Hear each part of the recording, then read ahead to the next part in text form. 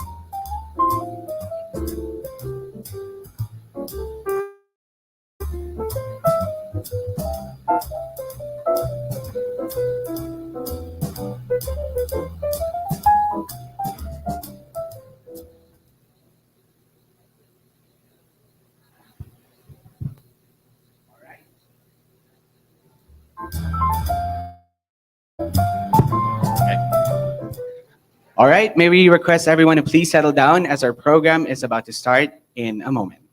Thank you.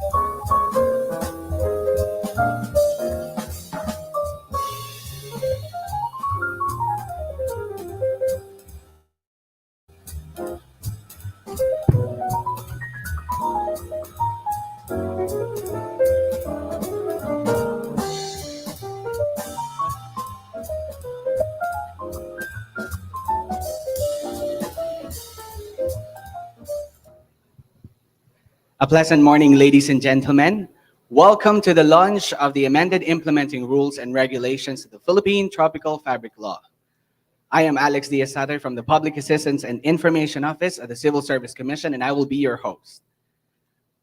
Almost 2 decades after the enactment of Republic Act number 9242, otherwise known as an act prescribing the use of Philippine tropical fabrics for uniforms of public officials and employees and for other purposes, or the Philippine Tropical Fabrics Law in 2004, the CEC is proud to introduce its amended implementing rules and regulations. Again, welcome to the launch of the amended RAR of the Philippine Tropical Fabrics Law.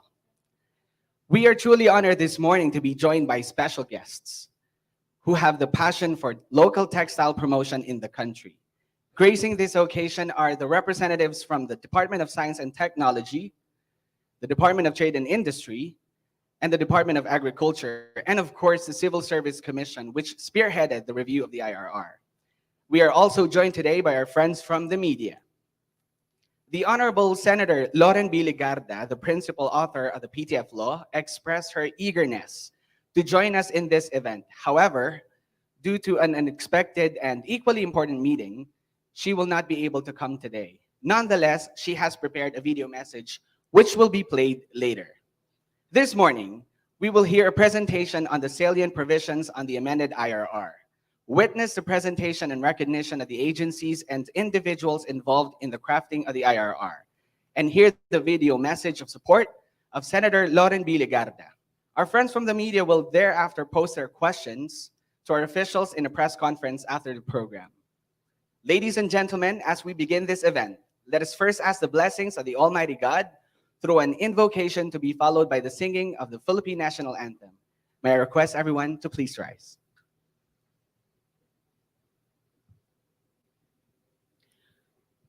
Let us all put ourselves in the presence of God. Dear God, we worship you today and praise your holy name. We ask for your blessing and guidance as we gather in this important occasion. Steer our intentions to align with your righteous will. We ask that you would be at the center of our time together and that we would grow in our love for you and for one another. Let this celebration inspire us to collaborate for the common good, not just for our fellow government workers, but for our fellow Filipinos in general. With an attitude of gratitude for the challenges and blessings of this day, we put ourselves and all those who made these endeavors possible in your hands. In Jesus Christ, our Lord. Amen.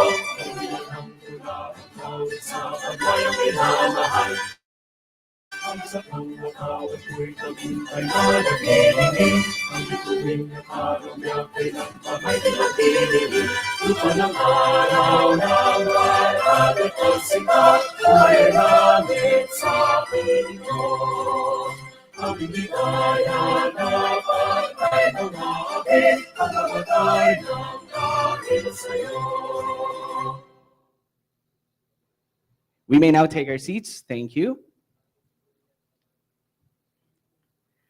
To welcome us all in this momentous event, let us have the chairperson of the Civil Service Commission, Attorney Carlo Alexei B. Nograles.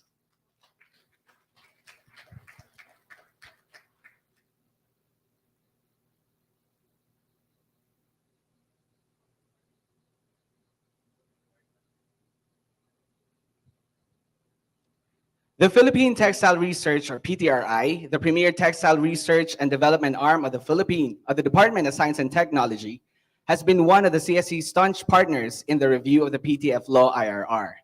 To give us an overview of the Philippine Tropical Fabrics Law and to present the efforts to promote PTF in the country, let us have Dr. Julius L. Llano Jr., Director for the Philippine Textile Research Institute.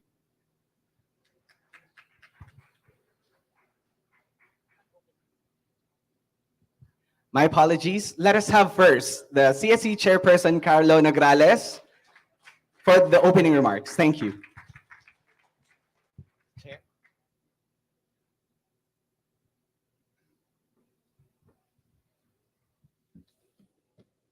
Thank you, Alex. Kala ko na-miss out na ako. Good morning, ladies and gentlemen.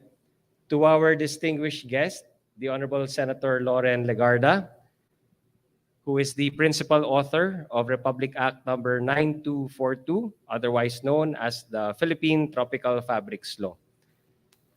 To Assistant Secretary Dr. Diana Ignacio, representing Secretary Renato U. Solidum Jr. of the Department of Science and Technology. Palakpakan po natin. Assistant Secretary Attorney Genevieve Velicaria Guevara, representing Senior Undersecretary Domingo F. Panganiban of the Department of Agriculture. Director Lilian G. Salonga of the Competitiveness Bureau, representing Secretary Alfredo Pascual of the Department of Trade and Industry.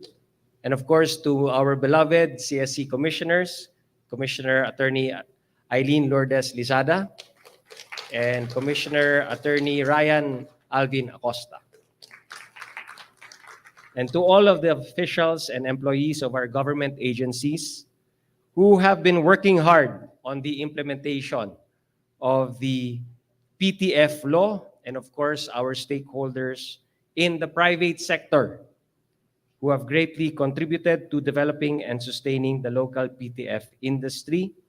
I would like to especially mention Ms. Diane Masalunga of Medtex International Corporation Limited, Mr. Matthew Lazaro of Asia Textile Mills Incorporated, and Mr. Mike Claparols of the Philippine Fashion Coalition.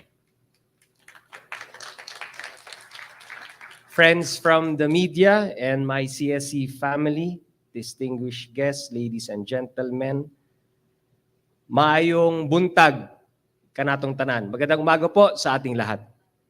I am deeply honored to welcome you all to the launch of the amended implementing rules and regulations, or IRR, of the Philippine Tropical Fabrics Law, the PTF Law.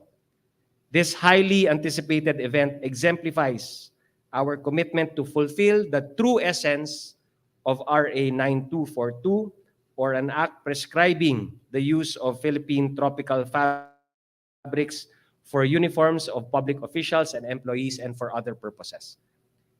This very laudable and important law seeks to instill patriotism and nationalism and uplift the country's local fiber and textile industries. That is why, under Section 5 of the law, the Civil Service Commission is mandated to promulgate the implementing rules and regulations, or IRR, in coordination with the Department of Agriculture, the Department of Science and Technology, and the Department of Trade and Industry. And hence, the IRR, originally issued in 2005, and since then, many memorandum circulars, countless interagency technical working groups, or TWG meetings were held, and many projects conducted in almost 2 decades of the existence of this law. But through the years, the TWG continued to convene and see and report out the issues and challenges that beset the implementation of the law.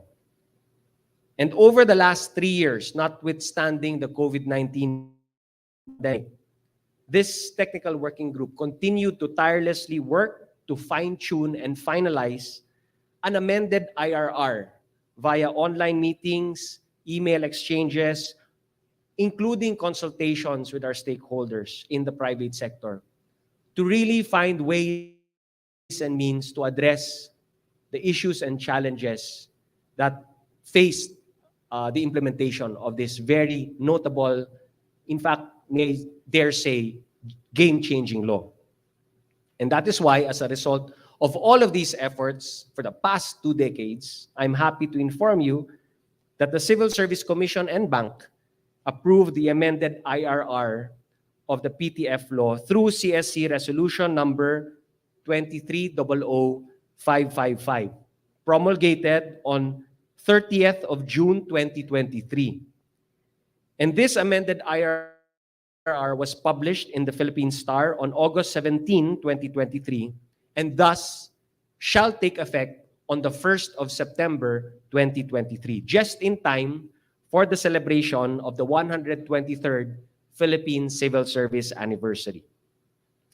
Consequently, we in the CSC will be issuing the corresponding memorandum circular to direct all government agencies to comply with the provisions of this amended IRR and to submit a report of their implementation and compliance to the Civil Service Commission. Now, with the issuance of the amended IRR of this PTF law, we will now be enjoining all government agencies to fully support and implement this policy and renew our commitment to fulfill the intent of the law, to instill patriotism and nationalism among our people, especially public officials and employees, which can be done through the use of the PTF for office uniforms, thus promoting the preferential use of locally produced goods and resources to help uplift and make competitive anew the local fiber and textile industries in our country. I, together with my commission, would like to express our utmost appreciation and gratitude to our partners in the Interagency Technical Working Group, the same agencies who, by the way, together with the CSC, will now be part of the technical committee under the amended IRR. The Department of Agriculture, through the Philippine Fiber Industry Development Authority, or DA-PhilFIDA, the Department of Science and Technology, through the Philippine Textile Research Institute, or DOST PTRI, and the Department of Trade and Industry, who, as I mentioned, since 2005, have dedicated their time and effort in coming up with their own policies and even projects to implement the law despite the many challenges brought about by the limitations in the supply of Philippine tropical fabrics locally.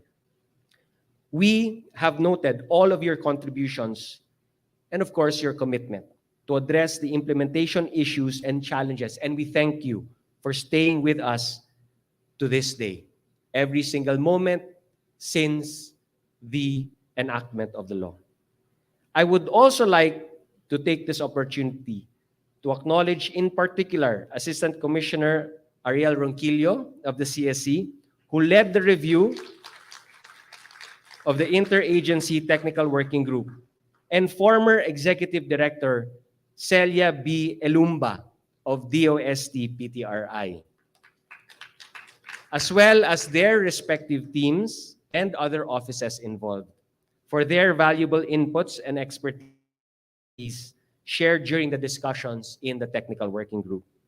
I would also like to thank DOST PTRI for the PTF exhibit currently displayed in the hall outside of the ballroom. Maraming salamat po.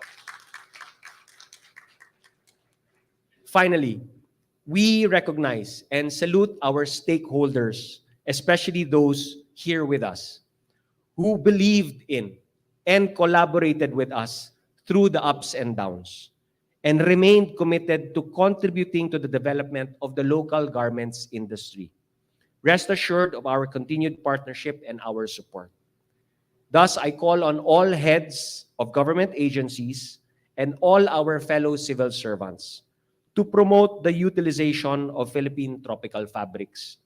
As government workers, it is our sworn duty to lead by example when it comes to enforcing the policies we create. We should do our share to contribute to our local economy and empower our country's fiber and textile industries. We must take a leading role in endeavors that uphold the traditions of our forefathers, safeguard our heritage and practices, and by means of this modest gesture, demonstrate our patriotism and nationalism in the service of our beloved country. Daghang salamat kaniyong tanan, mabuhay ang serbisyo publiko. Thank you very much, Chair Carlo. And again, sir, my apologies po for the mishap. Nagpawisan ako rin. Thank you po. All right. Again, the Philippine Textile Research Institute, or PTRI, the premier textile research and development arm of the Department of Science and Technology, has been one of the CSE staunch partners in the review of the PTF Law IRR. To give us an overview of the Philippine Tropical Fabrics Law and to present the efforts to promote the PTF in the country, let us have Dr. Julius L. Liano Jr., the Director 4 of the Philippine Textile Research Institute. A big hand, please.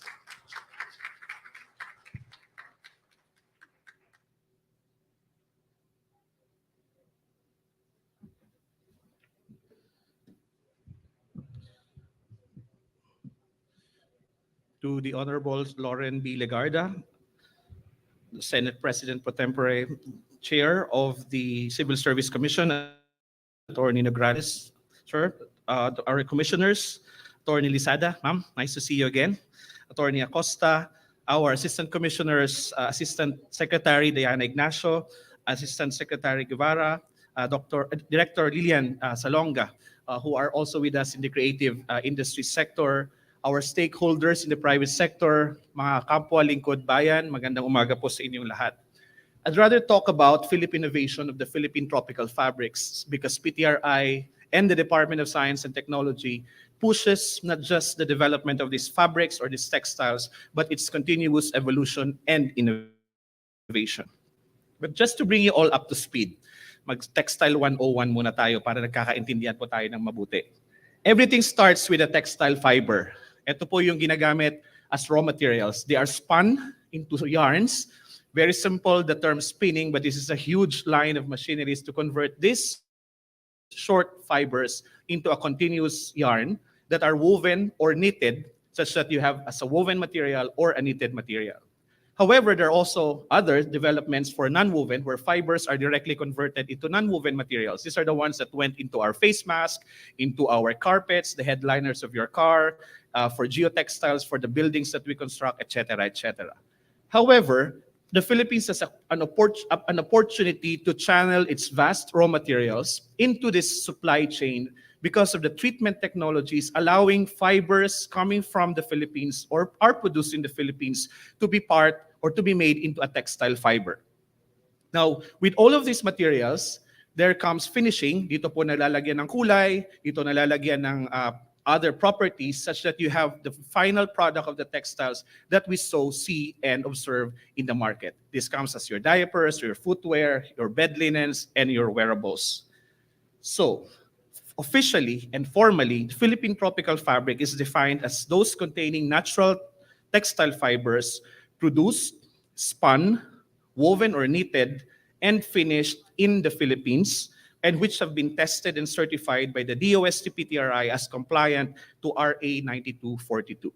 So malinaw po, dapat po gawa sa Pilipinas. So pag in-import, hindi na po gawa sa Pilipinas, automatically, it is not a Philippine tropical fabric. Now, abaca is one of the materials, and this is actually an endemic fiber to the Philippines. We have vast plantations of abaca, and the farm gate price, I think may mas mababa pa yata, is about 60 pesos per kilogram. But what we are more interested of is not the decline in the production of the abaca that the industry so demands, but the 270,000 metric tons that are left in the field rotting. And this is a huge source of textile raw material, which we want to channel to the Philippine textile fabric supply chain. Other than abaca, we have pineapple. Huge number of these are in Mindanao. And ang huling sabi ng aking misis ay 41 pesos daw per kilo ang pineapple. But would you believe that per kilo, farm gate price of pineapple fiber reaches about 400 pesos per kilogram? Punta tayo sa saging. We have even more resources or land planted or devoted to banana, particularly again in Mindanao. However, ang kanyang farm gate price ng fruit ay huling pagkakalam 13 pesos, nag-oscillate naman yan, but banana fiber is about 400 pesos per kilogram farm gate price. Lipat tayo sa what happens to these fibers. These fibers are just there. They are being used for so many other purposes other than textiles. But the textile fiber technology, which is veiled by a patent by the DOST PTRI, converts exactly these fibers into what you call spinnable fibers that allows us to channel it to the textile supply chain. So recall our Textile 101 earlier. And as part of our virtuous impatience, we cannot just rely on what is available or what can be purchased. Hence, we have deployed various natural textile fiber innovation hubs strategically across the Philippines in order for us to come up and to be able to get spinnable fibers rather than extracted fibers only. Para pag pinasok mo sa loob ng spinning mill, diretsong gagawa na yan ng sinulit. These efforts are part of several other funding mechanisms within the DOST and within the DOST PTRI itself. Now, textile fiber innovation hubs in support of 9242 are projected to increase. We projected it in 2022 to capture about 18% the spinnable fiber requirement, moving all the way to about 73% of the spinnable textile fiber requirement for uniforms in 2025. This is just looking at the PTRI capability only. However, we have other partners, both in the private sector and in the government, to be able to help us accelerate this spinnable textile fiber availability for the supply chain. Once we have the fibers, we have to make the yarns. Also, yarn spinning has been one of the bottlenecks around 20 years ago, simply because there were no spinning mills that are operating in a capacity that could provide the yarns needed for what we need for uniform. But again, because of virtuous impatience, we just have to move. And in the PTRI right now, a modest 150 kilogram per day spinning capacity is there, and additional spinning facilities are already located, again, strategically across the Philippines. This is part of our work balancing the capacity, not just of production of yarns, but all the way to the finishing, yung actual fabric production, and also backwards to as far as how many are actually devoted or earmarked for the use of Philippine tropical fabric. This is an ongoing discussion, not just with the DOST or within the DOST, but across the different other stakeholders, including and not limited to the Department of Agriculture and the Department of Trade and Industry. In our last tally, we have 1.8 million government employees. And for one set of uniform alone, it would require 5.4 million meters. Gaano ba kahaba yun? Ang 5.4 million meters is spread the fabric from Itbayat, Batanes, go all the way to Sulu, and go back again to Itbayat, and go back again to Sulu, and then go back again to Itbayat. That's how 5.4 million million meters of fabric is. And this is just for one set of government uniform. As we do in production, we work backwards from these fabrics for one set of uniform, meaning isang araw for all government employees, we would need 1.2 million kilograms of yarns or 0.7 million kilograms if we just use it for the filling, yung papunta lang sa, yung pinapakain lang dun sa tela. And backwards further, you have 0.7 million kilograms of fiber or 0.4 million kilograms as well of fiber for selected applications as well.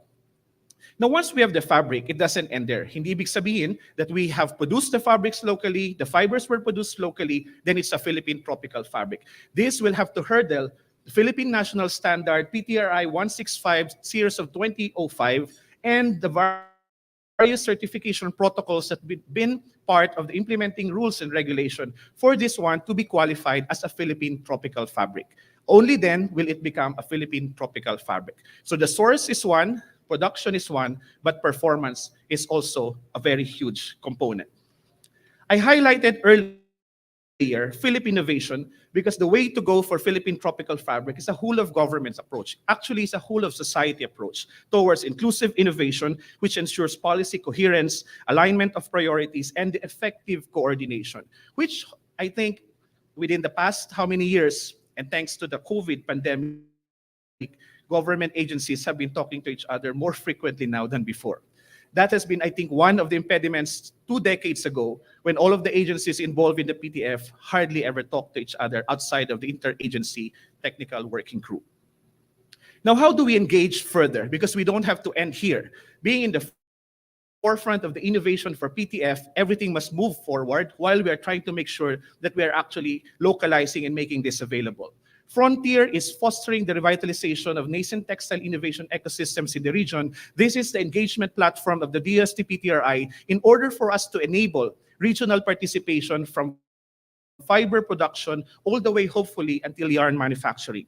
Under Frontier, we have come across and are also pushing forward a fiber called Bandala. And Bandala is an improved variety of our local abaca that has the potential to also provide us a textile fiber that could be used solely and dedicated for Philippine tropical fabric. This fiber is finer and whiter, thus is more desirable for textile manufacturing rather than our conventional thicker S2 grade available for abaca if ever abaca is available. This still has to be converted into the spinnable fiber that we need as well. One of the new addition to the IRR is the inclusion of bamboo textile fiber. This is a very new development.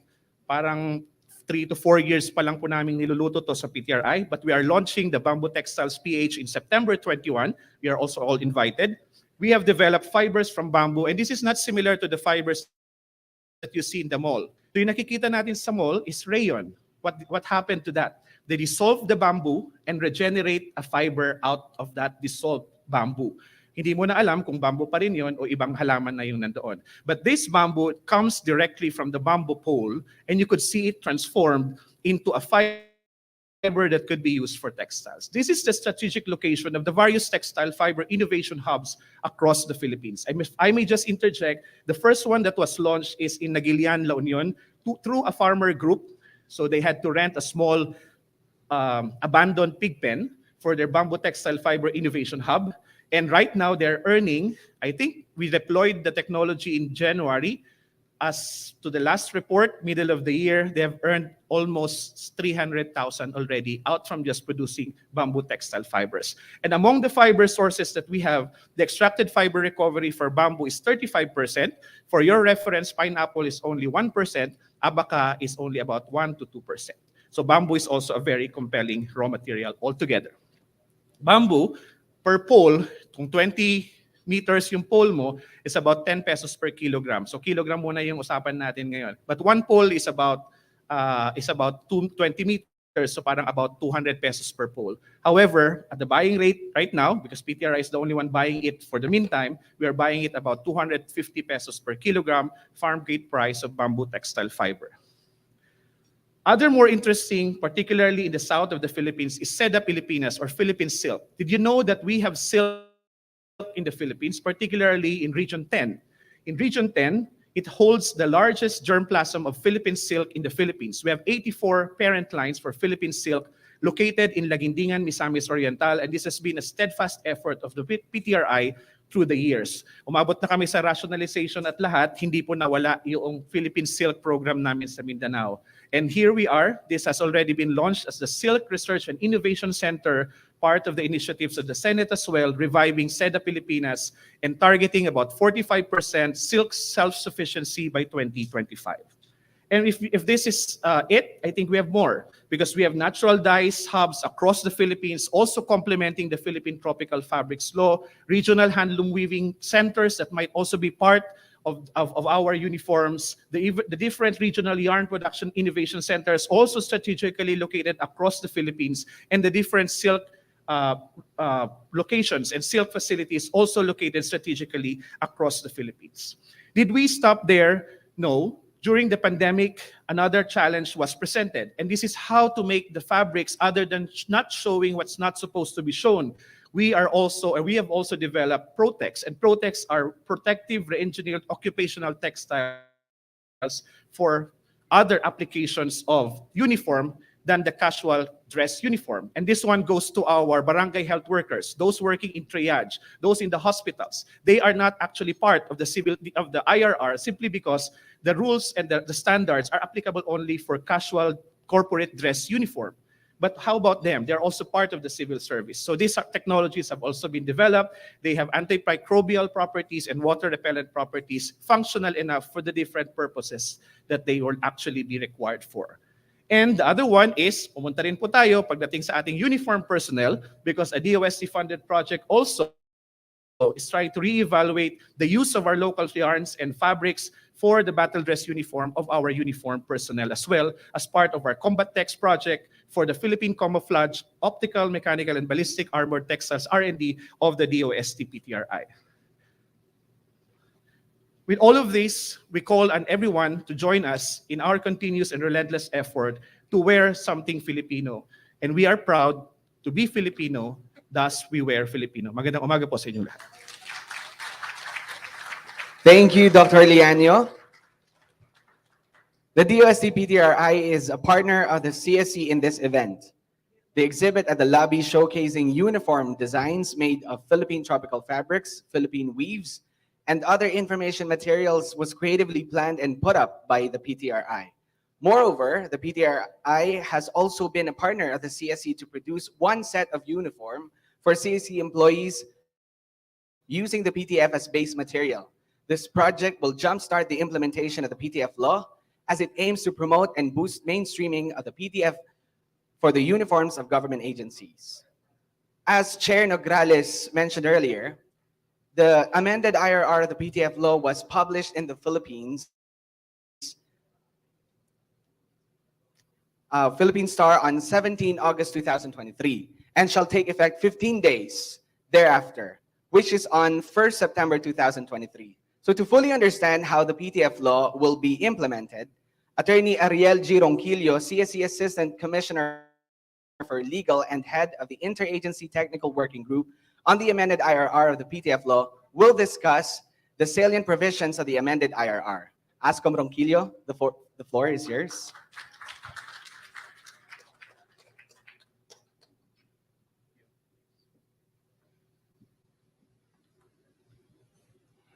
Thank you very much at magandang umaga po sa ating lahat.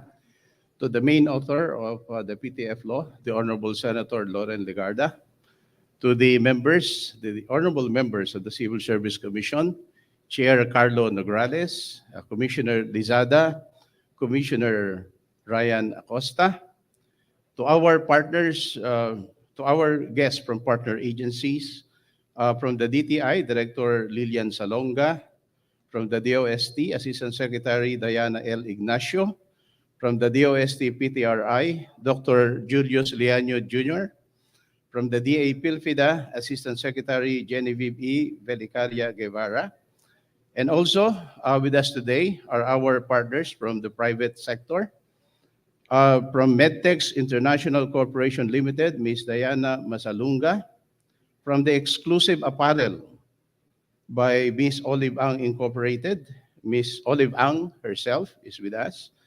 From Asia Textile Mills Incorporated, Mr. Matthew Lazaro. And from the Philippine Fashion Coalition, Mr. Mike Clapar Rolls. Friends from the media, see other members of the CSC family, again, magandang umaga po sa inyong lahat. The implementing rules and regulations amends the previous IRR in order to address the gaps towards the full implementation of the law, considering problems related to the non-availability of Philippine tropical fabrics, as reported by the end users, referring to government agencies, the unavailability of spinning technology, limited suppliers who can produce PTF, which can pass PTRI standards, and the passing of PTRI tests as reported by fabric suppliers. Pursuant to Section 5 of the PTF law, the Civil Service Commission, in coordination with the Department of Agriculture, the Department of Science and Technology, the Department of Trade and Industry, and in consultation with the concerned private sector, promulgated the rules to implement the law consistent with a viable development plan for the sector.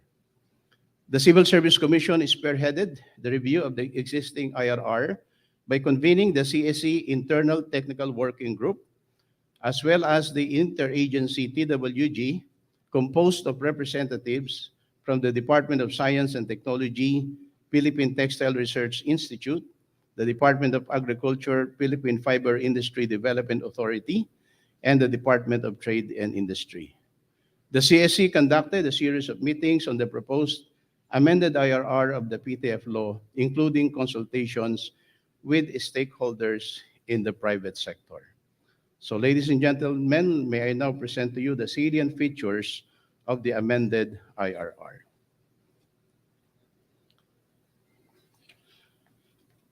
The provisions of the amended IRR are in line with the policy of the state to, number one, instill patriotism and nationalism among the people, especially public officials and employees.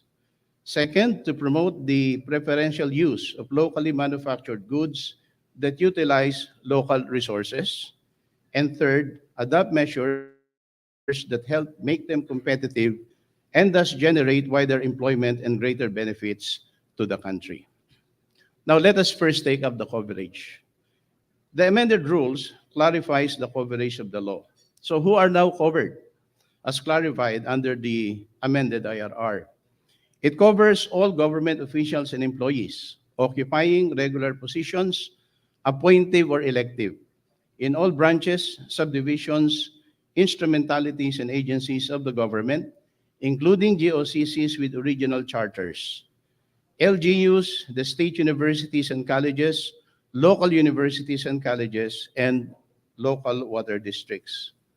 On the other hand, the rules will not apply to consultants, apprentices, and workers hired through job orders, contracts of service, and GOCCs without original charters. However, the use of PTFs as official uniforms for them is highly encouraged. The amended rules also provides the definition of new terminologies. During its review, the technical working group saw the need to come up with new and updated terms that are deemed relevant in the implementation of the law and to respond to the realities on the ground.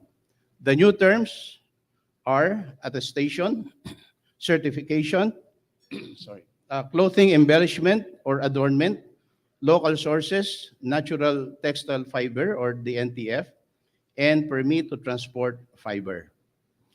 Meanwhile, terms with updated definition as used in the amended IRR are fabric supplier, garment manufacturer, textile producers, and the Philippine Tropical Fabrics or the PTF. Now you may be asking, what is the difference between the PTF and the natural textile fiber? Ano ho ba talaga yung pagkakaiba, kung may pagkakaiba man? The technical working group clarified the two terms so as to avoid confusion. As provided under the amended IRR, natural textile fiber is a discrete piece of material of animal or plant/vegetable origin produced and processed in the Philippines. NTFs include those from abaca, banana, pineapple, as well as the bamboo that was just mentioned by Director Julius, well, among others. Okay?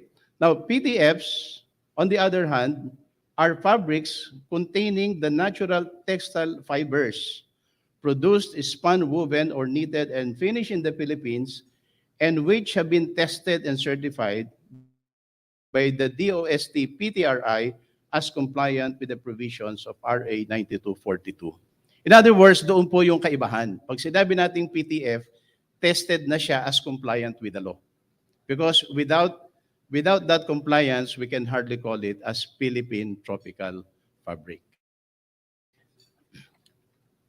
We have also clarified that the fabric supplier, garment manufacturer, textile producers are those that are 9242 qualified, which means which means that the manufacturer or enterprise has submitted the fabric which passed mandatory testing by the DOST PTRI using PTF compliance standards performance specification.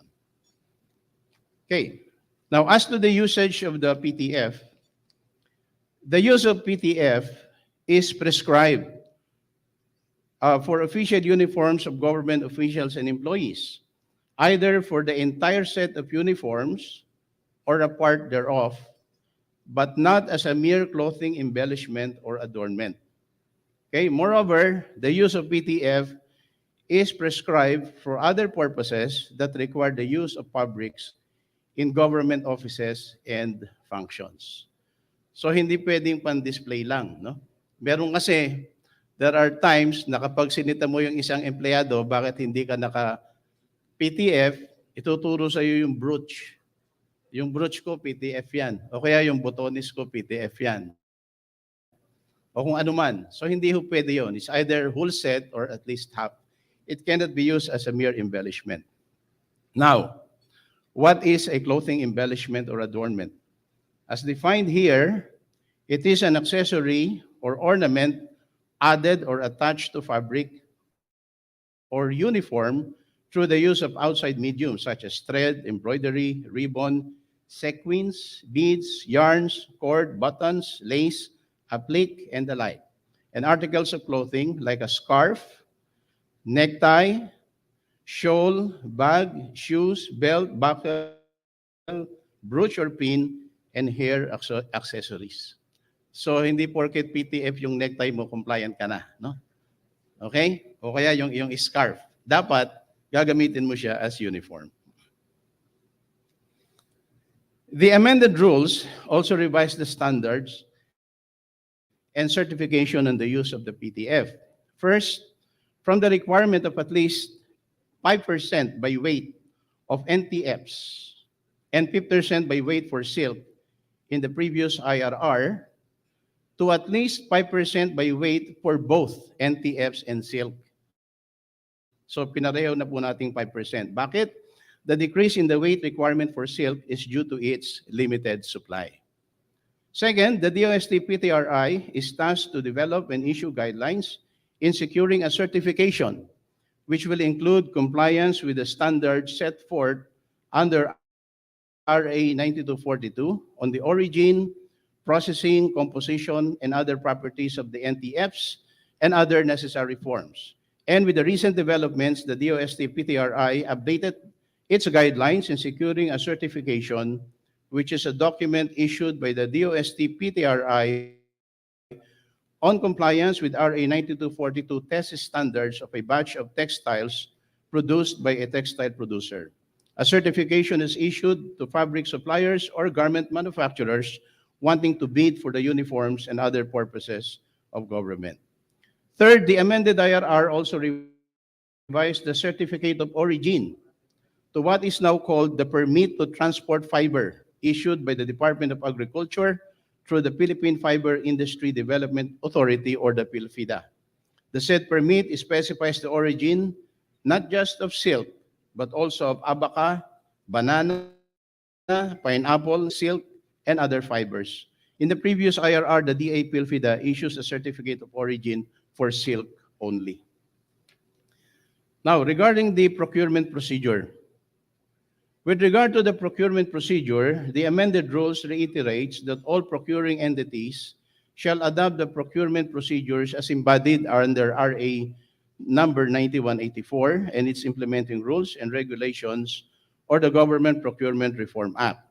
It further reiterates that the PTF for the uniform of government officials and employees and other purposes shall be procured from local sources which are as defined in the rules to be DTI certified direct manufacturers or traders of PTF within the Philippine territory.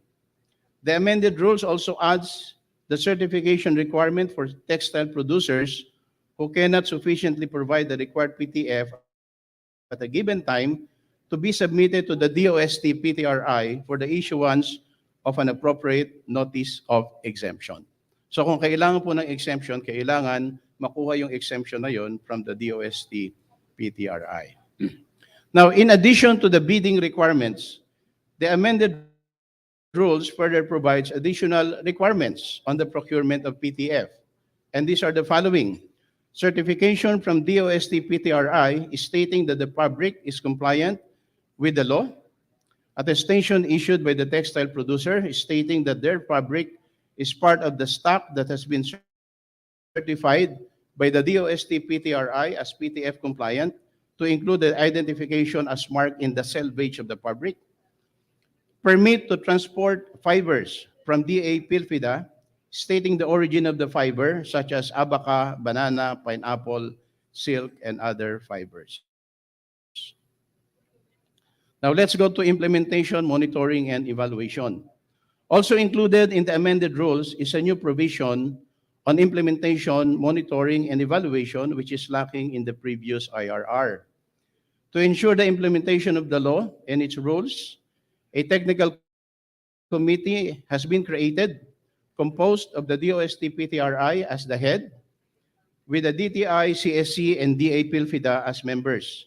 The technical committee serves as the oversight body for the implementation of the law and its IRR, and is tasked with several responsibilities that involve planning, monitoring, and evaluation and resolution of issues brought before it for its decision. The amended rules also identifies the roles and responsibilities of the individual members of the technical committee as follows. Okay, so the DOST PTRI, aside from serving as the head of the technical committee, shall be responsible also for the following. Number one, conduct fabric testing, ensure all aspects of fabric compliance as prescribed under the law, and issue the appropriate test report, evaluation of test results, and certification for RA 9242 compliance to qualified applicants. Receive and evaluate requests for exemption from the use of PTF uniforms and issue the appropriate notice of exemption, and develop new technologies and improvement of products and processes through research. Next is the DTI. So what are the responsibilities of the DTI under this IRR? The DTI will do the following: assist in addressing concerns of the local textile industry with respect to the production, fabric compliance, marketing, promotion, supply, and distribution of PTF to government agencies. The Bureau of Product Standards may perform product certification to verify fabric conformance to particular standards as authorized or mandated by law. Second, to adopt measures to help make the local textile industry competitive. Three, to spearhead the development of strategies to pursue the growth and development of the PTF industry.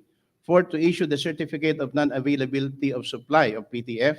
And number five, extend and promote PTFs in local markets.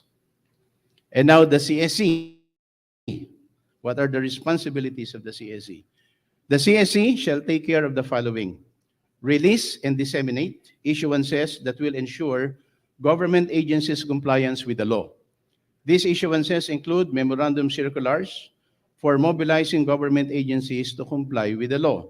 Second, to monitor compliance of government agencies in the wearing of PTF uniforms. Three, consolidate the reports of the technical committee members and submit the same to Congress. And number four, to provide secretariat services to the technical committee. Now, the DA-PhilFIDA. The DA-PhilFIDA is given the following responsibilities: provide production data on tropical fibers and extend assistance on field technical services, to ensure the implementation of standards for required fiber quality and enforce regulations in fiber trading, including the issuance of certification that the origin of fiber is of local source. And number three, to ensure a stable supply and adequate production of local NTF. Now, how about heads of agencies in general? In terms of the responsibility and accountability of heads of agencies, what are their responsibilities under this amended IRR? The heads of agencies shall be responsible for the implementation of RA 9242 in their respective agencies. In addition, the agency shall likewise submit to the CSC a report on the implementation and compliance with the provisions of the law and its IRR, not later than the first week of August of every year. Why first week of August of every year? Under the law, the CSC is mandated to submit a report to Congress on or before the end of December every year. For us to be able to do this, all government agencies, as well as each member agency of the technical committee, shall submit a status report on its jurisdiction or responsibility not later than September of each year to the Civil Service Commission as the Technical Committee Secretariat for consolidation, and thereafter giving us enough time to prepare the implementation report for submission to Congress. Now, how about the effectivity? As to the effectivity, the amended IRR of the PTF law shall take effect after 15 days from the date of publication in a newspaper of general circulation. And as earlier mentioned, the amended rules was published in the Philippine Star on August 17, 2023, and will therefore take effect on September 1 of 2023. So, ladies and gentlemen, that ends my presentation for the salient provisions of the amended IRR of the PTF law. Again, magandang umaga po sa inyong lahat.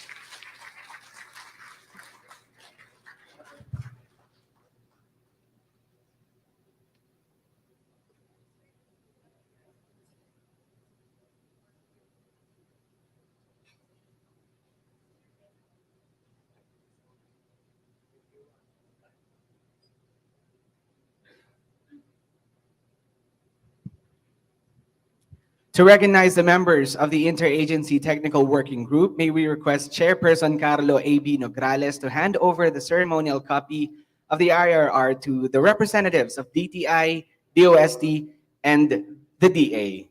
So let us have Dr. Diana L. Ignacio, Assistant Secretary for Administrative and Legal Affairs, Department of Science and Technology. We also have Director Lilian G. Salonga, Director of the Competitiveness Bureau, Department of Trade and Industry. Attorney Genevieve E. Velicaria Guevara, Assistant Secretary and Concurrent OIC, Executive Director of the Department of Agriculture, Philippine Fiber Industry Development Authority.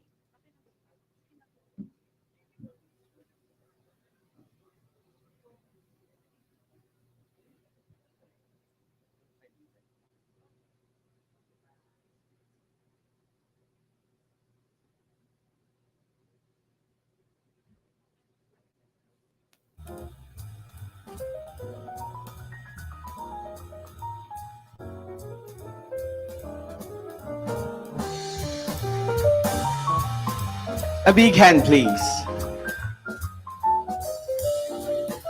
And can we also have Comrai and Com-I up on stage, please? Thank you.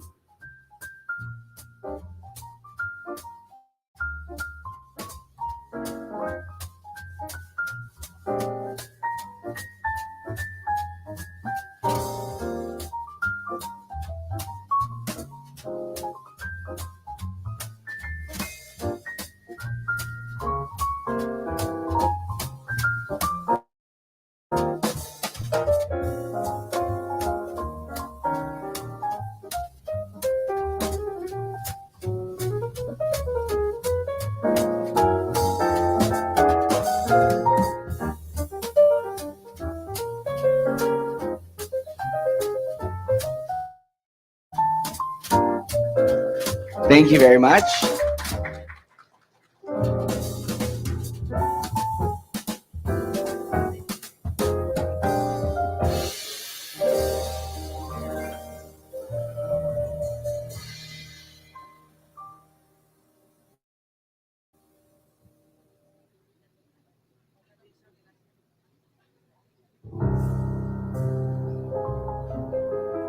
Again, thank you, Ascom Ronquillo, for the presentation on the IRR. Thank you also to the DTI, DOST, and DA for all your support and unparalleled efforts on the crafting of the amended IRR. Senator Lauren B. Legarda has been invited as the guest of honor and speaker in this event. Although not physically present today, she prepared a video message for us. May we request Commissioner Ryan Alvin R. Acosta to introduce our guest of honor and speaker.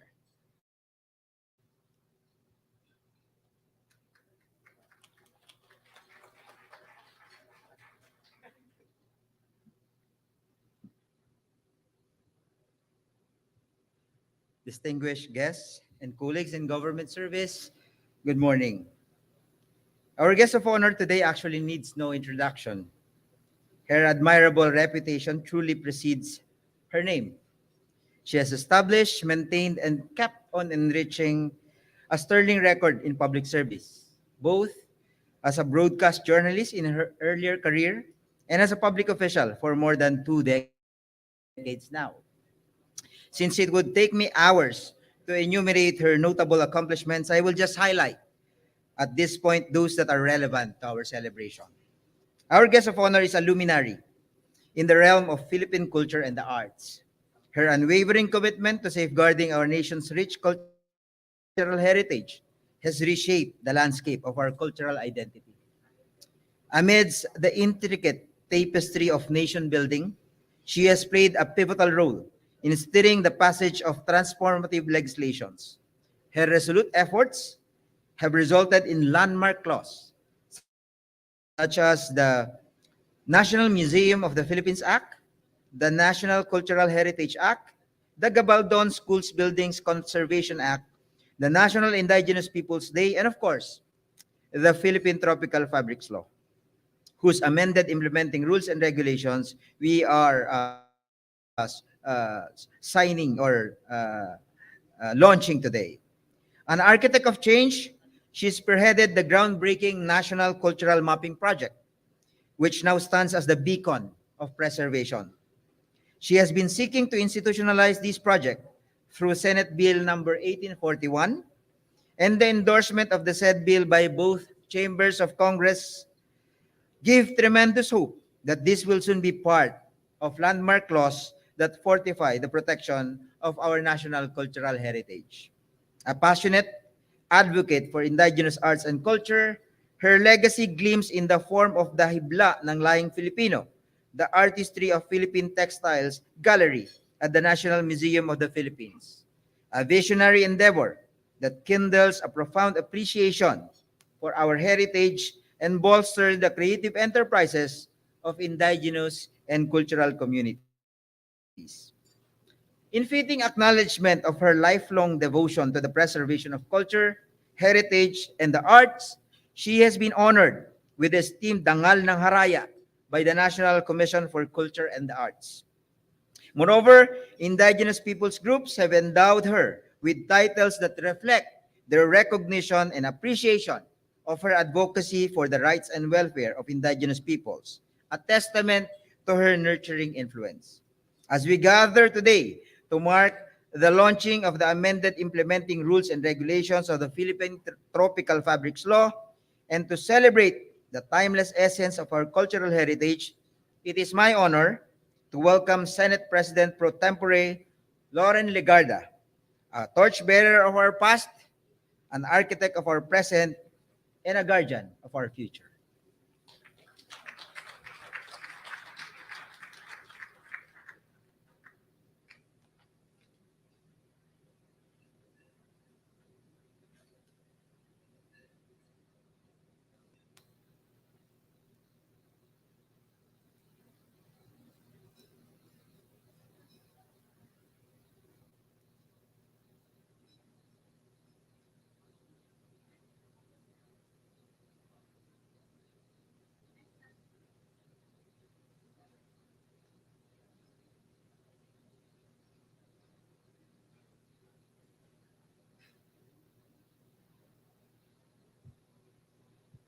For this invitation to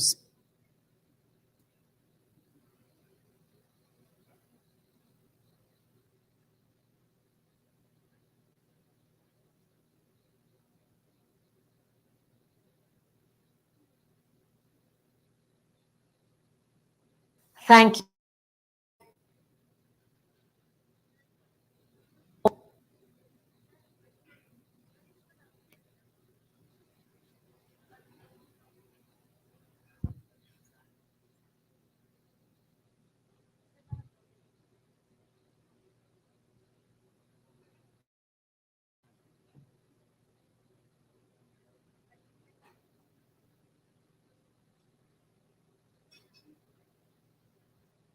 We're having a technical difficulty, so hintayin lang po natin ma-fix ang issue.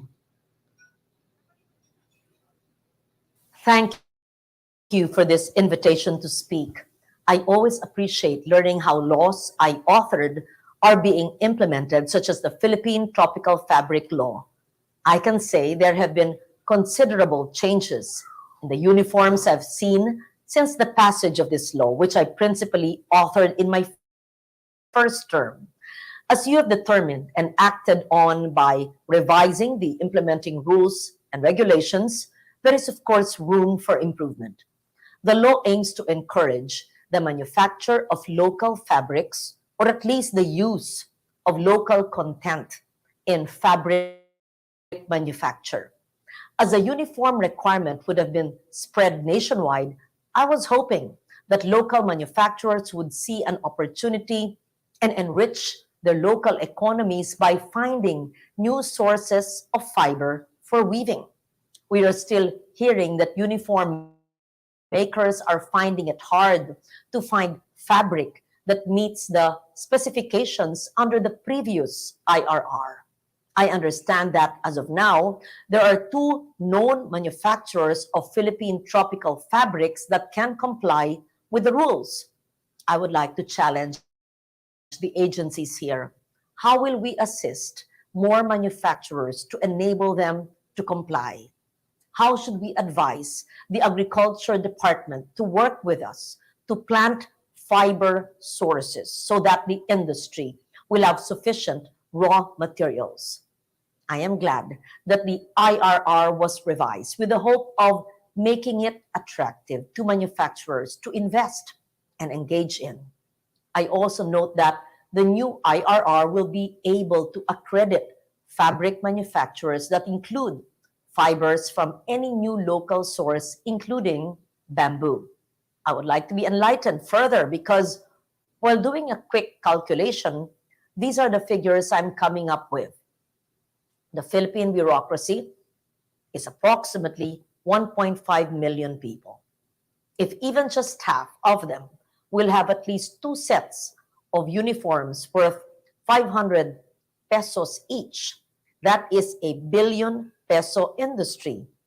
Considering the value of 5%, which is the fiber content we currently require, that would still be a 75 million peso industry. Spread over the number of years the uniform can be used. And let us assume that they would use the uniforms for 5 years. That is a gross revenue of about 15 million pesos a year. Not an economist, so correct me if I'm wrong. If I must set up a manufacturing plant to develop the fiber for that revenue, would it be worth it? We need to crunch the numbers because here, if we are to ensure that this would have the economic impact that we have sought, I would also urge the CSC to add all other government procurements that comprise uniforms such as field wear and jackets. My quick reading of the law and the IRR indicates that these are included, but they are purchased for events and may not be tagged as uniform. Furthermore, in the revision that you also included other items, providing that the use of Philippine tropical fiber is prescribed for other purposes that require the use of fabrics in government offices and functions. Another matter that probably needs to be pointed out is the remaining 95%. As you're all aware, we are already finding microplastics not only in our water but also in our air. All these particles are bad for our lungs and not edible. They can concentrate in our bodies, causing all kinds of illnesses. Any percentage of local fabric will reduce the content that sheds microplastics in the wash, since the law itself does not have the percentage requirement, then an agency might decide to increase that percentage without violating the rules, and the manufacturer will still be able to meet the minimum requirements. I urge the agencies present here to consider how we can make this law benefit the micro, small, and medium enterprises, or MSMEs. Apart from fabric and fiber, there is also the downstream industry of natural dye manufacturing that could also be benefited. Essentially, we need to reduce as much as we can any potentially toxic materials that go into the uniforms of our civil servants. My final point is whether it can later be considered that 100% Philippine tropical fiber can be sewn into a fabric that's still to make up the requirement of 5%. My staff, for instance, have shirts where the sleeves and pockets are made of patajong. Those are not decorative parts of uniform. We can probably also use the fabric in the collar of the entire back of the shirt. I realize at this time that this 100% Philippine tropical fabric is expensive, but it is the mass requirement that will make their prices competitive. Hence, I encourage the agencies here to not just rely on the revised IRR to bring about the benefits of this law, but to come up with a roadmap that would yield them. The roadmap could contain the universe of all uniforms and fabric needs of all government personnel and functions, target priorities for implementation based on availability to engender new manufacturers, and come up with an incentive and penalty scheme and flowchart that would urge both heads of agencies, procurement officers, and uniform manufacturers to comply. Textiles have been present in very early civilizations. If ancient peoples could manufacture textiles, I see no reason why we could not encourage the formation of enterprises that can allow us to see the full implementation of this law. I'm on my 4th term. I authored this law in my 1st term. I hope that with this revised IRR, we can see to it that the tropical fabric law will be implemented in full. Isang lunti ang Pilipinas sa ating lahat. Maraming salamat po. Maraming salamat po, Senator. Senator Legarda's passion and dedication to promote and support the Philippine textile industry is truly inspiring. Although she's not here with us today, we can still feel her support and eagerness to push for the faithful implementation of the PTF law. Now, to wrap up this significant event, may I request Commissioner Eileen Lourdes A. Lizada to deliver her closing remarks.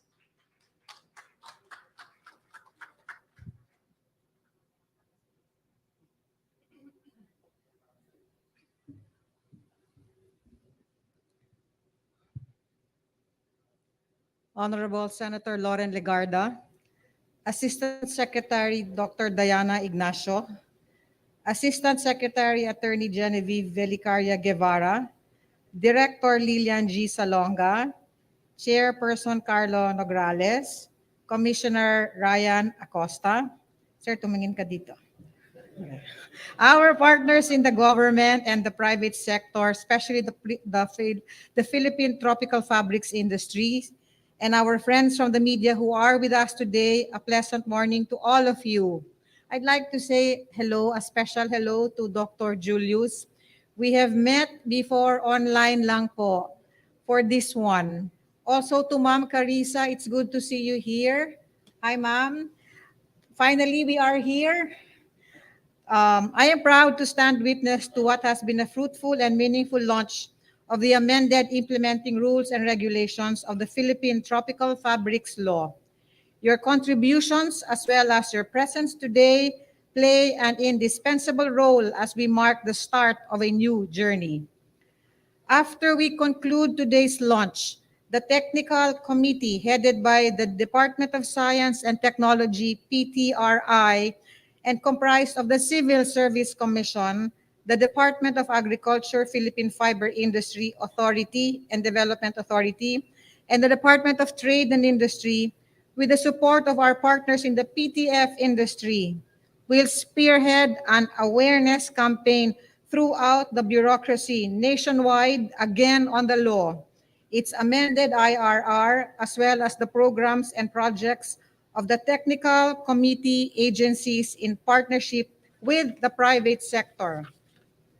With the amended IRR of the PTF law in place, we look forward to a dynamic and vibrant PTF industry as we promote the use of local fabrics and textiles by using them as base materials in the uniforms of more than 1 million civil servants. A testament that our Philippine tropical fabric is deserving not only of the limelight on a global scale, but is also proudly worn every day by our civil servants. As mentioned by ASCOM Ariel a while ago as he was explaining the amended IRR, napatingin po ako sa suot ko. Hindi ko pwede yung sa baba kasi applique. ASCOM, di ba, bawal yung pinapatong lang. Hindi rin ito pwede kasi embellishment. Pero ASCOM, pwede na po yung top ko. Di ba? Pwedeng half lang at hindi full. So pasado po ako for today.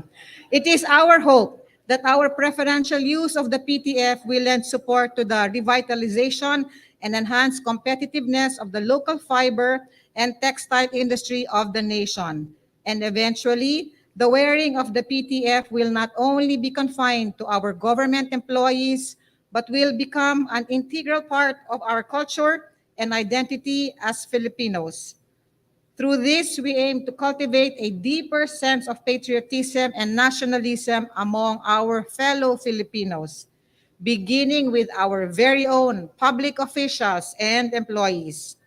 On behalf of the Civil Service Commission, I would like to thank you all for sharing your time with us today and joining us on this momentous occasion.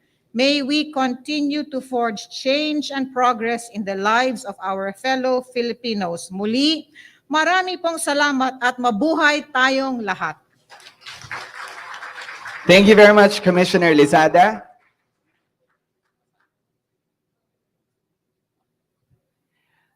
All right, we will now proceed with our photo opportunity. May we once again have the CSC Chairperson Carlo Nograles up on stage, as well as the CSC Commissioners, Commissioner Eileen Lourdes A. Lizada and Commissioner Ryan Alvin R. Acosta.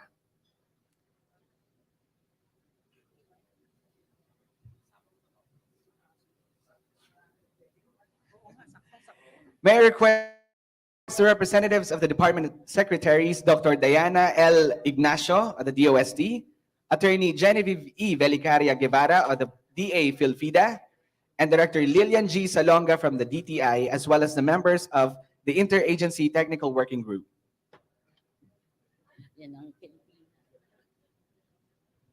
May we have Assistant Commissioner Ariel G. Ronquillo of the CSC and Dr. Julius L. Yanyo Jr. of the DOST PTRI for the photo op with the Commission. A big hand, please.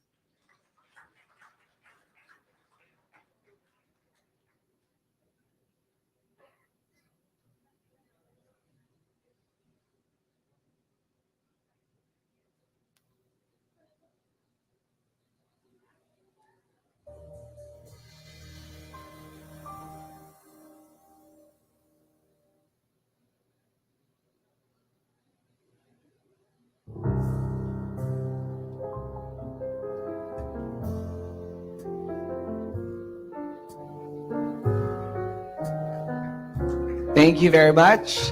May I request the Commission to please remain on stage? Chair, Kom-Ai and Kong-Rai.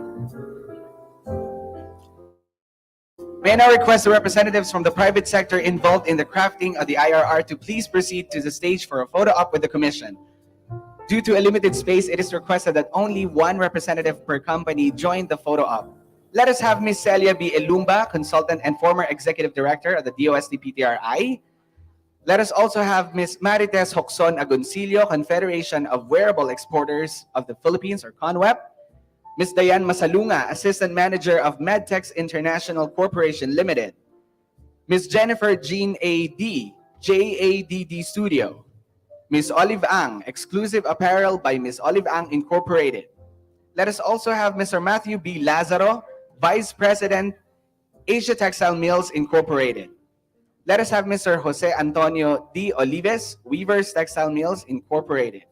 And Ms. Carissa Evangelista Cruz, Chairperson of Philippine Fashion Coalition.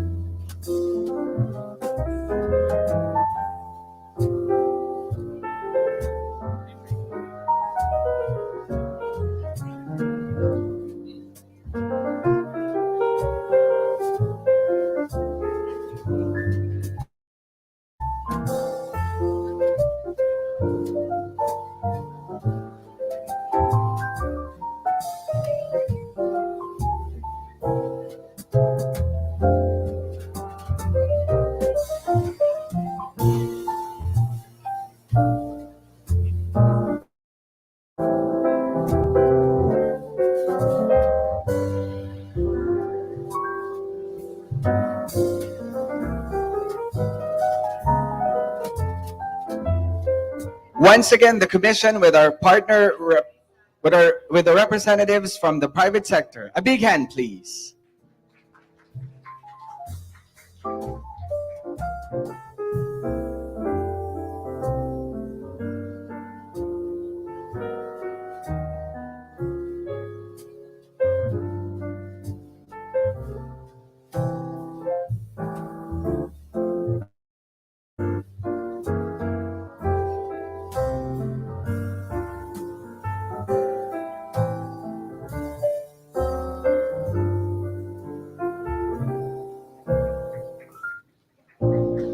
Thank you very much. And may we request again the commission to remain on stage for the last photo op.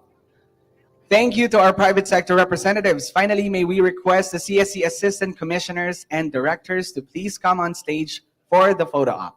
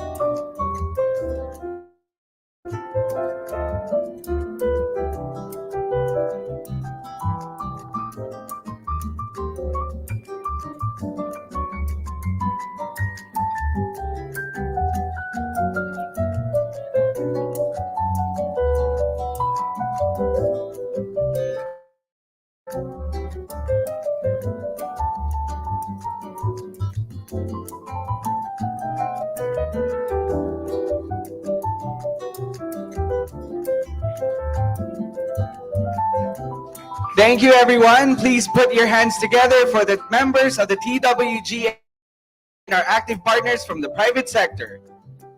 It is an absolute honor having you here with us in this very significant day, not just for the CSE, but also for our partner agencies. This ceremonial copy does not only embody the efforts of all agencies and private partners in crafting the enhanced IRR, but also bears our hope for the full and effective implementation of the PTF law.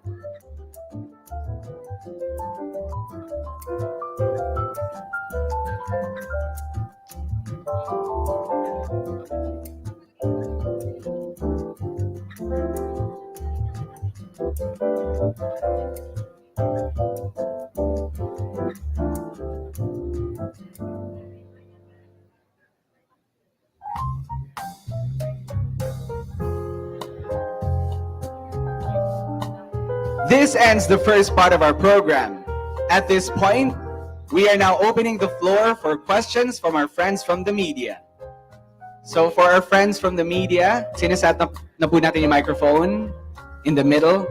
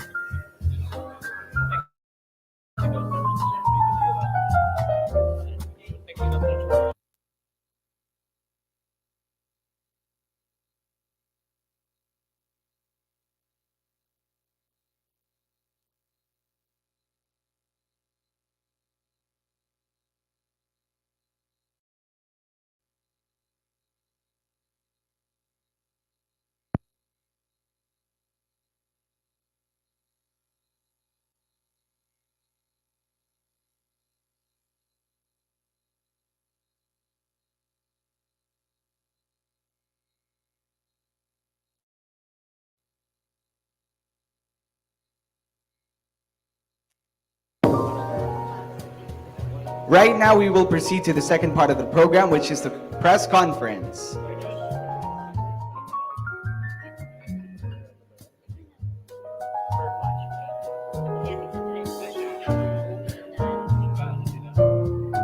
For our friends from the media, the microphone is right there. And as you approach the microphone, please state your name, the organization, and the official you wish to address your questions to. Hello po, good morning. Ryan Lisigas po from PTV4 Government Channel. To Chairperson Attorney Nograles po. Chair, I understand the law was signed 2004 pa. What was the reason behind? Bakit po hindi siya na-implement na nag-lead po sa amendment ng IRR? Hindi, na-implement naman po siya immediately. So after the law was signed, nagkaroon ng original na IRR. And when the implementing rules and regulations back then ay took effect at in-implement, dun po nakita yung mga challenges. Kanya nga po, based on 2 years worth of experience, sa nakita natin mga challenges sa pag-implement ng batas, gumawa po tayo nitong panibagong amended IRR after consultation with private stakeholders para malaman kung bakit hindi naka-take off yung batas para malaman din natin ano yung mga challenges on the ground. At pagkatapos makausap ang DOST dun sa lalo-lalo na sa Philippine textile.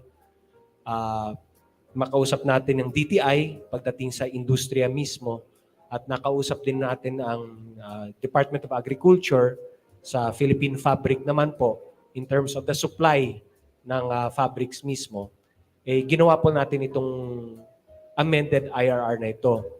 So pinaliwanag natin dito, unang-una, sino yung mga government officials and employees na covered ng batas na ito. Pinaliwanag din po natin yung certifications na kinakailangan para ma-certify na ito ay natural fabric, na ito ay pasado sa Philippine Tropical Fabric na law. At gumawa rin po tayo ng committee made up of the different, itong 4 na ahensya na ito, para constantly ma-monitor ang implementation ng batas at para mas ma-improve pa natin ang implementation proper pagkatapos po nito. Ito yung mga provisions na inilagay natin sa amended IRR para po mas magiging maliwanag ang pagpapatupad ng batas na ito, para mas magkaroon ng mekanismo na makita natin na agad-agad kung may mga challenges ay nandito yung committee na ito, parang interagency, na agad-agad ma-address yung mga issues at hindi maghihintayan ng ilang taon bago mag-meeting muli. At para rin po ma-clarify din po ang ibang mga definitions of terms na kinakailangan, pati na rin yung certification process na kinakailangan. Para mas hopefully after September 1, when this amended IRR takes effect, ay tuloy-tuloy na ang pagbubuhay muli ng industriyang ito, in the end leading to more jobs, a revival of the industry, lalo na sa ating mga farmers, lalo na sa mga areas na hindi napapakinabangan, yung mga areas planted ng abaca, banana, pineapple, magkaroon ng another industry push for more employment, more job opportunities. And of course, para sa mga government workers katulad namin, mas mapopromote namin yung patriotism, ang nationalism, and support for the for Filipino products. Share for context lang and for soundbite purposes, kasi you mentioned about 2 years naman siya na-implement. You mentioned also about the challenges. Pwedeng malaman yung ibang mga challenges lang na nakita. It really is yung kakulangan sa supply. So, kulang yung supply, nahirapan sa procurement, tapos yung coordination among agencies.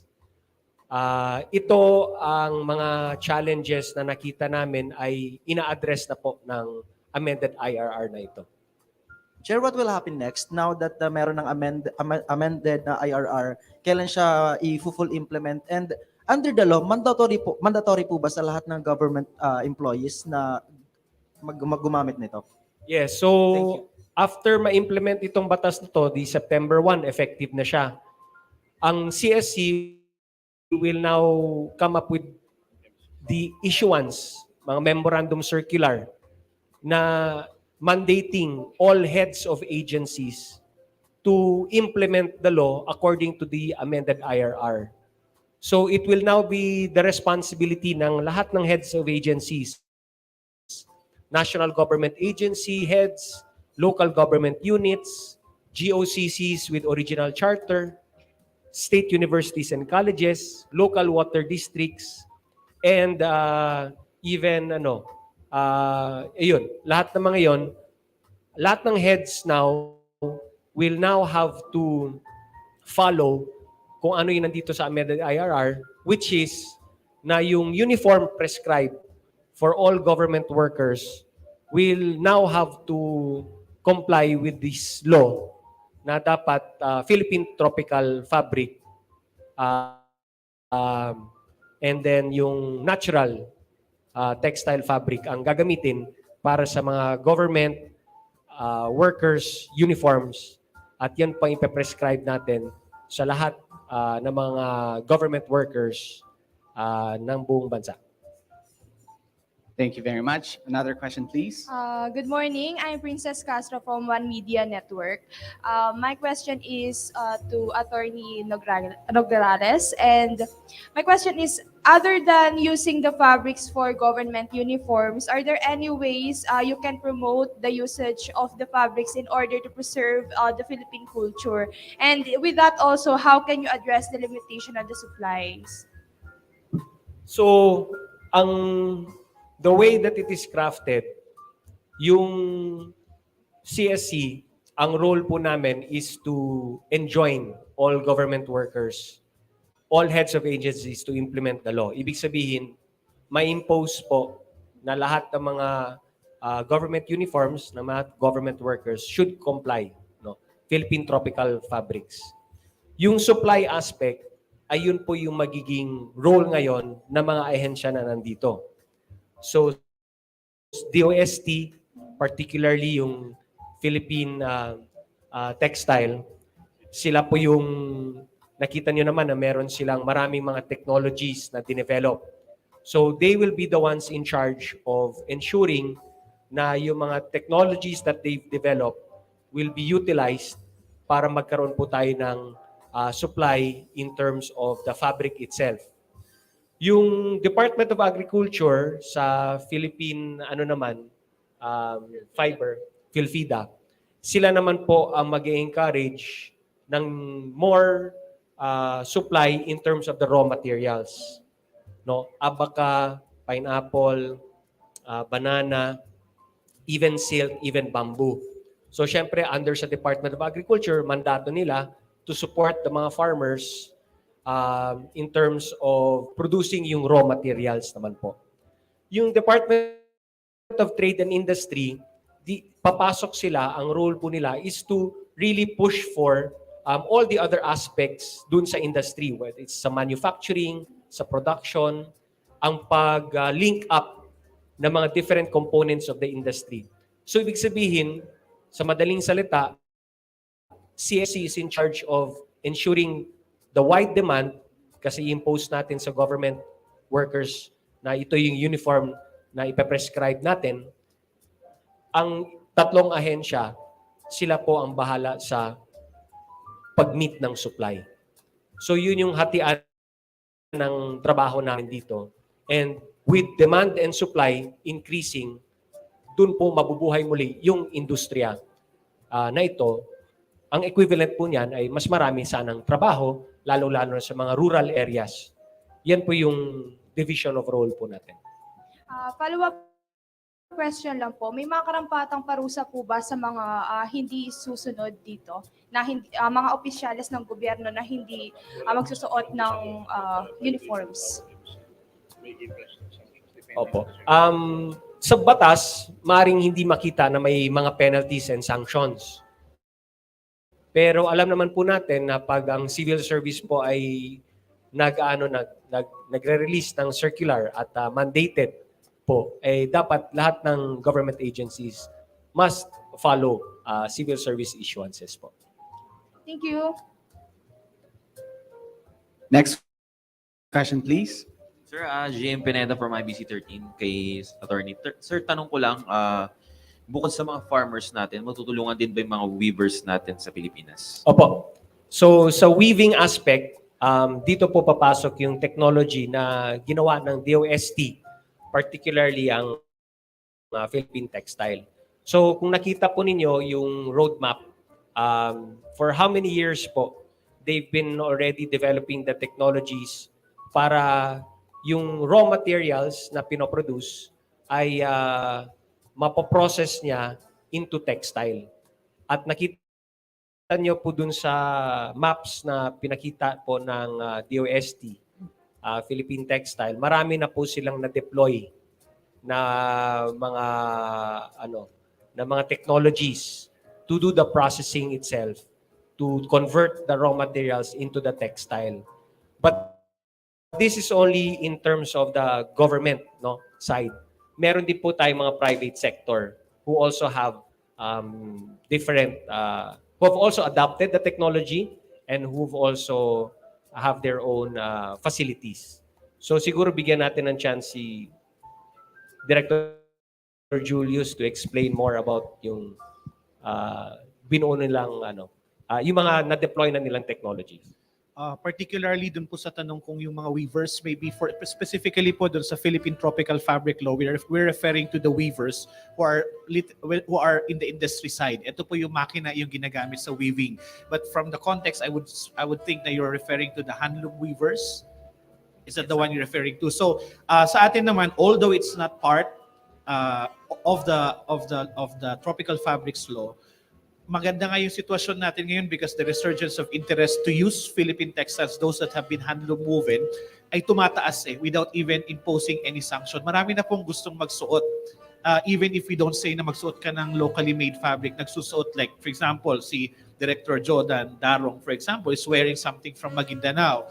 I think our Director Del Moro kanina was wearing from Ilocos. So without imposing anything, itong handloom woven textile become part of the government uniform. So either as adornment, brooches, or maybe for hindi ito part ng exemption na sinasabi. Hindi siya PTF, but they can be used and integrated with our PTF-based uniform. So at the same time, these are also part of the scoping kasi pag tinignan niyo po yung sinabi natin kaninang production chain ng tela, they all go back to the yarn.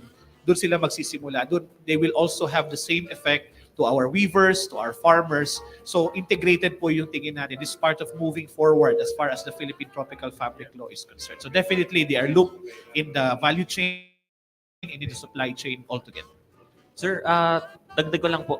Bali, meron din pong mga trainings para doon sa mga makina na yon na ginano. Yes, opo, pag ang technology transfer po kasi or knowledge translation as we call it in the Department of Science and Technology, hindi lamang po ito yung pag-develop ng material or the accompanying machinery, kasama rin po yung capacity building on the field. And as we have also articulated, we have to decentralize Metro Manila kasi palaging ang production is always Metro Manila. And this is not just because of strategy, economic strategy, hindi lang po yun. We have to locate our different facilities across the Philippines. Kasi ang una mong titignan, saan ba galing yung pinya? Di ba galing Mindanao yun? Ba't ilalagay mo yung processing sa Maynila? So it has to be located there. It becomes very natural geographically. Pero hindi lang po doon nagkakaroon ng parang interest or advantage, but also look at it from the sustainability point of view. Pag tinatransport mo yung fiber, half of the carbon footprint of the output material ay galing lang dun sa barko na nagdala sa kanya mula Mindanao papunta ng Maynila.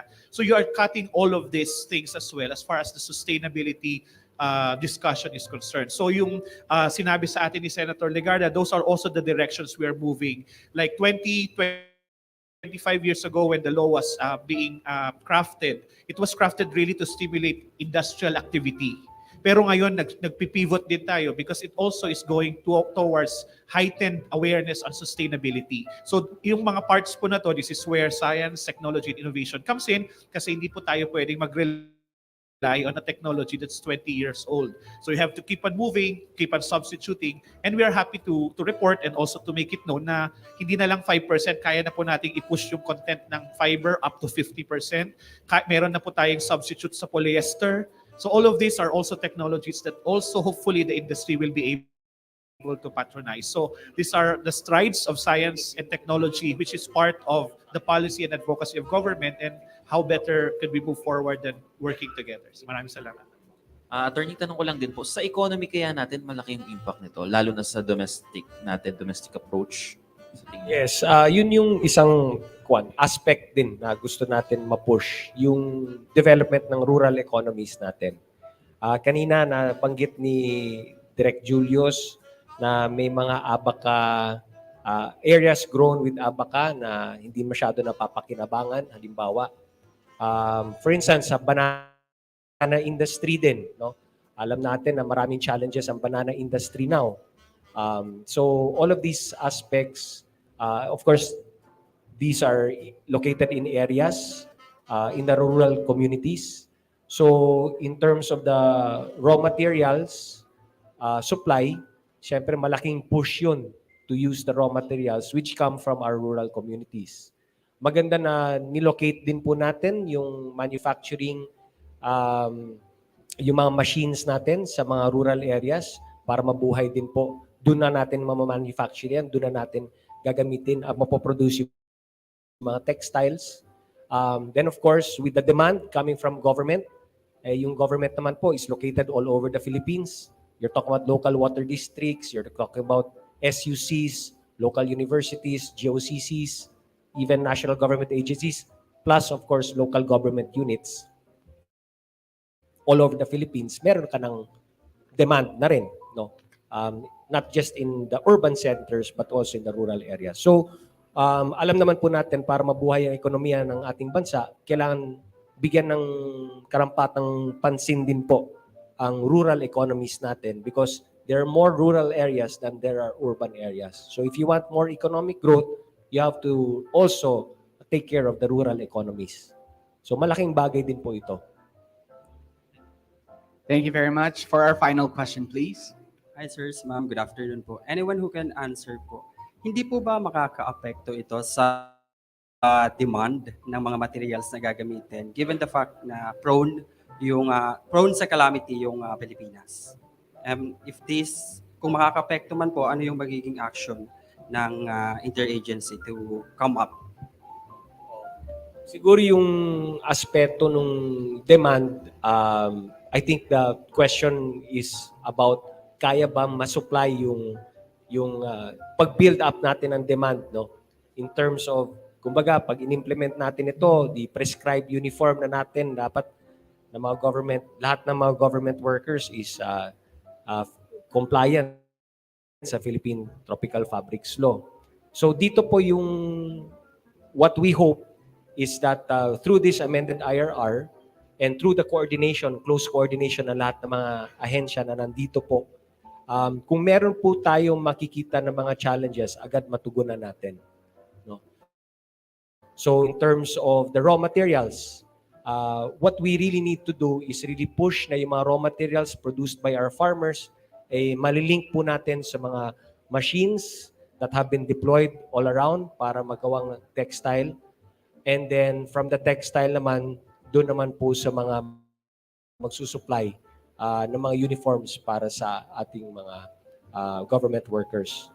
And then you'll have to multiply that all over the country. Diba? Dapat yung supply, hindi lamang sa Metro Manila, hindi lamang sa urban areas, but in all local government units, in all offices nationwide.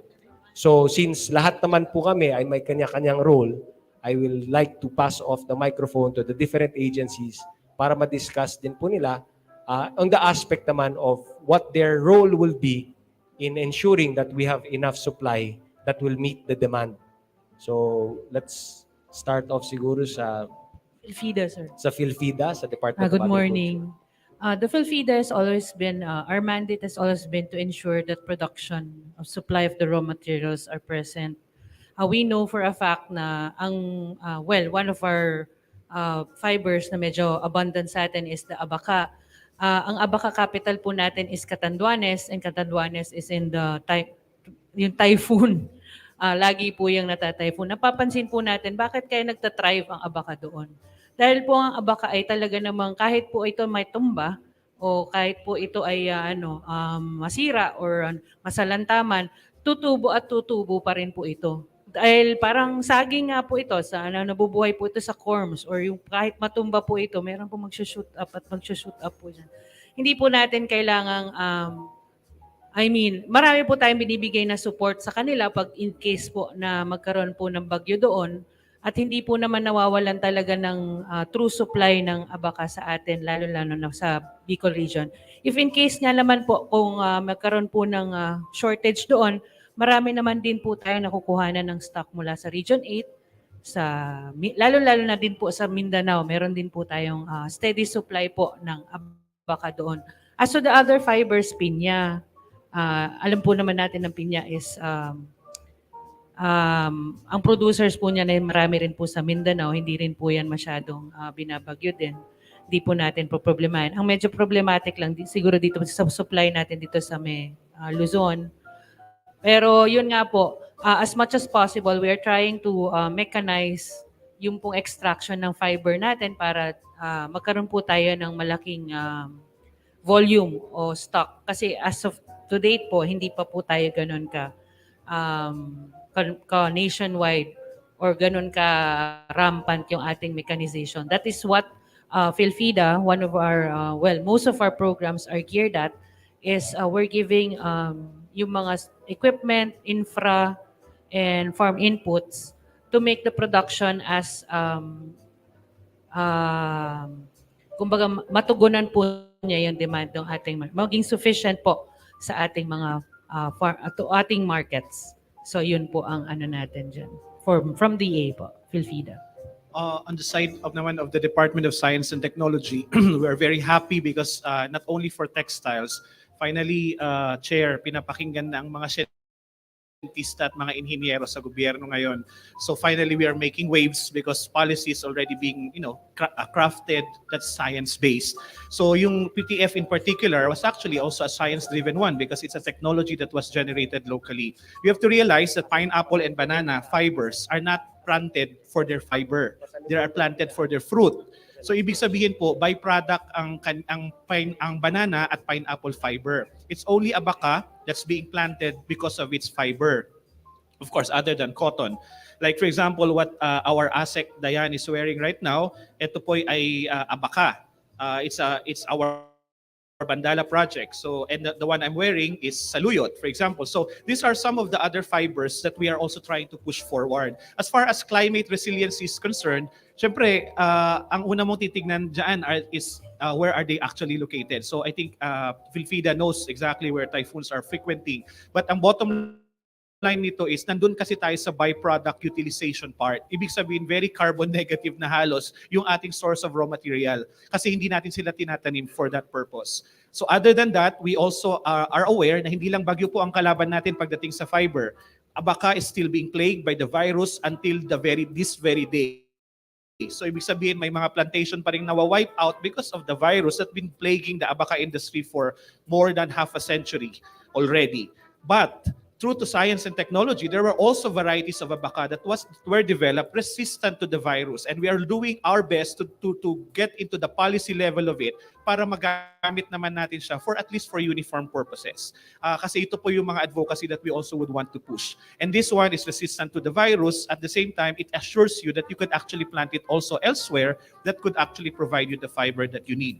Other than that, testing, we have an ISO 17025 laboratory at PTRI, kaya pumatapang kami regarding testing. So hindi pa kami pwedeng bangga-banggain lang ng ordinary laboratory as far as our ascendancy to say that a fabric is actually compliant to the law or not. How do you test? Paano nyo malalaman na pinya ako? Hindi naman amoy pinya yung damit. Ano po? Or amoy saging yung damit. You actually can see it because of a lot of test methods. Pero dahil may cotton na rin, which we are also promoting locally, ang behavior ng fiber, sorry for being very scientific, ang behavior ng fiber natin at saka cotton, kapareho po. So hindi mo malalaman ngayon, ang binabantayan mo pinya. So paano mo malalaman? We go all the way, ma'am, to looking at it from a microscopic level. Kasi yung itsura po ng mga fibers natin under the microscope, iba-iba. Iba itsura ng banana, abaca, pinya, cotton, polyester. Kaya hindi po kami madadaya pagdating sa part na yan. And if it is fail po talaga. But what we are doing here is our industry partners are provided an avenue or a window to be able to do a developmental work, and they can have it tested for PTRI for free while they are developing their PTF uniform. Para po ito naman ang way ng PTRI and the DOST to support the development of this fabric. Kasi po maraming tweaking pa po yan eh. Hindi po ito parang recipe. Pag sama-samahin mo may lalabas na cake. Hindi po ganun.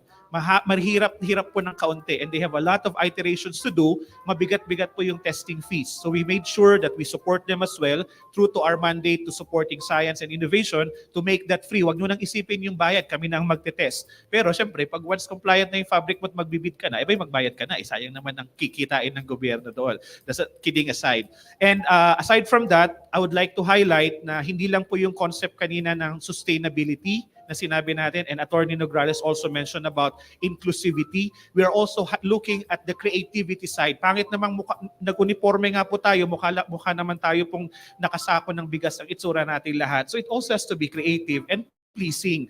After all, we are government employees. We are not naman siguro would want, at saka unang-una pong gusto namin i-deconstruct, hindi yung parang mukha tayo mag-attend ng kasal lahat araw-araw, because ECRU has always been associated to Philippine textiles. So look at Asek Dayan, for example. Di ba mukhang 18 years old si Asek Dayan because of her jacket.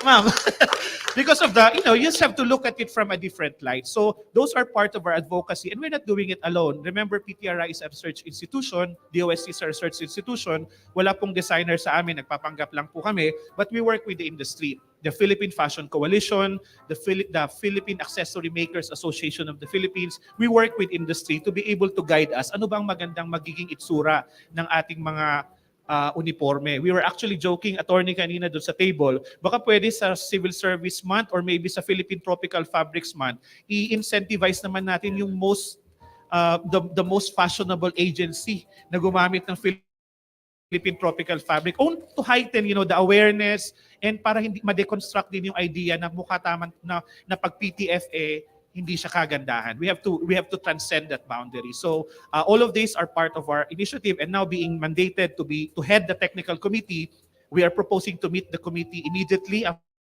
2 weeks, kasi nandun na po tayo sa procurement stage right now. Yun po yung challenge, because the uniform allowance, as you know, will be released early part of next year. So dapat nakahanda na rin po tayo to the extent na ibibigay na po natin kung paano ilalagay sa PR para po hindi tayo magkagulo-gulo pagdating po sa procurement ng ating mga uniform. So all of this po are part of our efforts, and hopefully you are with us para po matulungan din po tayong i-encourage ang ating industry partners. Remember, the industry partners are jump-starting their industries as well. So, gaya ng makina po yan, may warming up period. Huwag nyo po naman silang biglain ng 5.4 million meters agad tayo immediately. So, we'll have to ramp it up, balance it with the fiber supply, balance with our capacity, and also our uniform manufacturers para sama-sama po tayo. Sabi nga, sama-sama tayong babangon muli. If whatever for that matter, for the textile industry. Maraming salamat po. Sige po, on the part of DTI, of course, ang industry po ng textile is really considered one of the priority industries in our country. Kaya nga po very timely ang IRR na ito para lalo natin mapagyaman ang textile industry. Actually po, we are pushing to incentivize particularly the manufacturers, the producers, para po talaga magkaroon tayo ng adequate supply. So ito po ang aming ginagawa ngayon sa DTI to be able to promote more investments, particularly on the countryside, para po ang ating supply ay ma-assure para sa demand na ito na i-create ng IRR. Maraming salamat. DOST. Okay. Actually, gusto kong pasalamatan ang Civil Service Commission for taking the lead in this IRR. And now we are assured that this law will be implemented. Rest assured, as Director Julius mentioned earlier, that the DOST will take care of the technologies that will be developed in this area.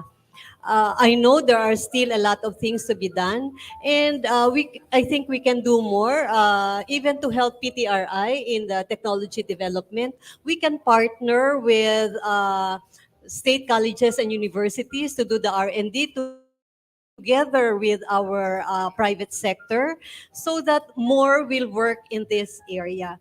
DOST can fund certain researches, pwede na itong sa textile, with the help of PTRI, the state colleges and universities throughout the country, and of course, in partnership with the private sector, we can do more, even establish more manufacturing plants in the country. Basta may R&D component, I think they can submit proposals to the DOST so that we can also share certain resources in this area.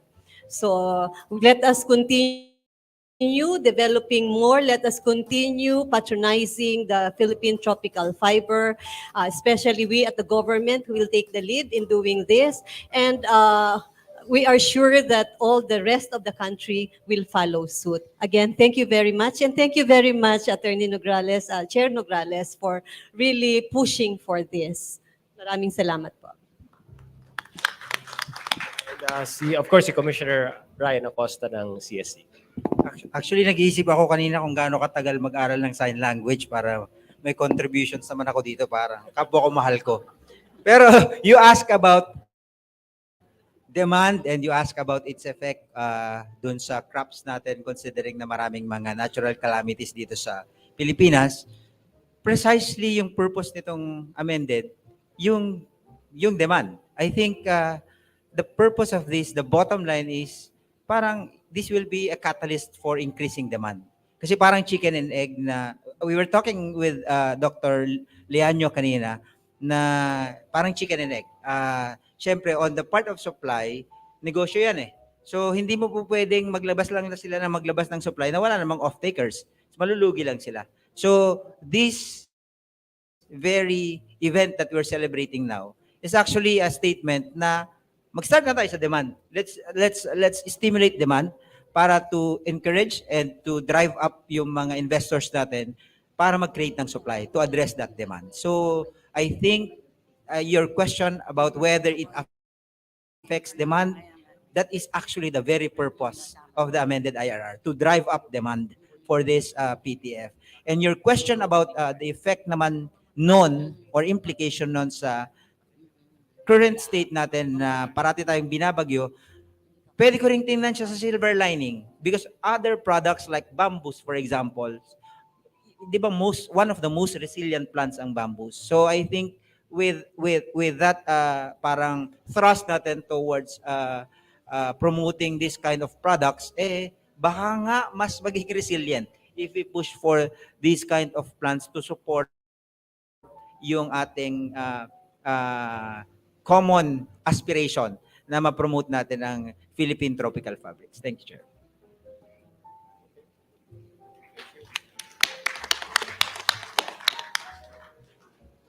Thank you very much.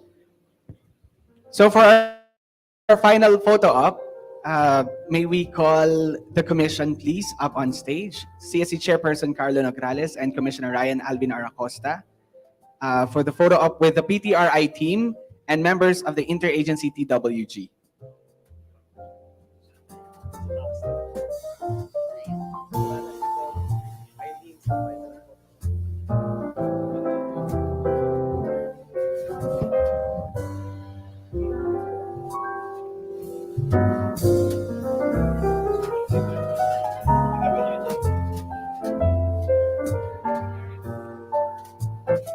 PTRI po muna.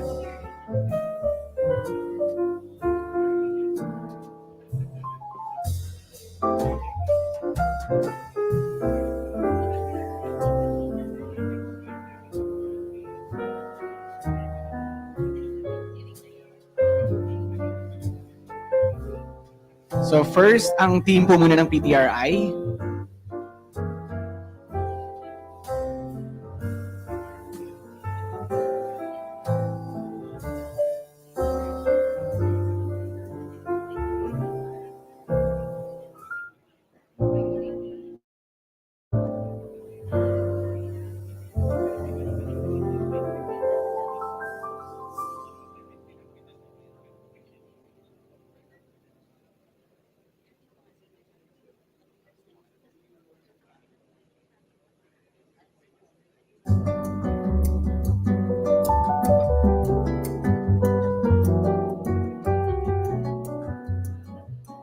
Next would be Department of Trade and Industry team.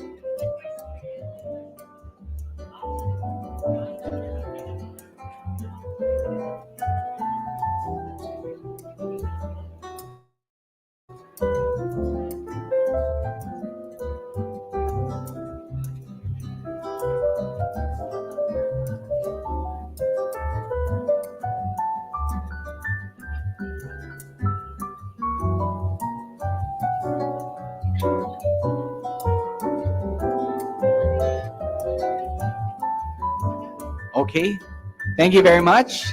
For Team DTI po, Department of Trade and Industry.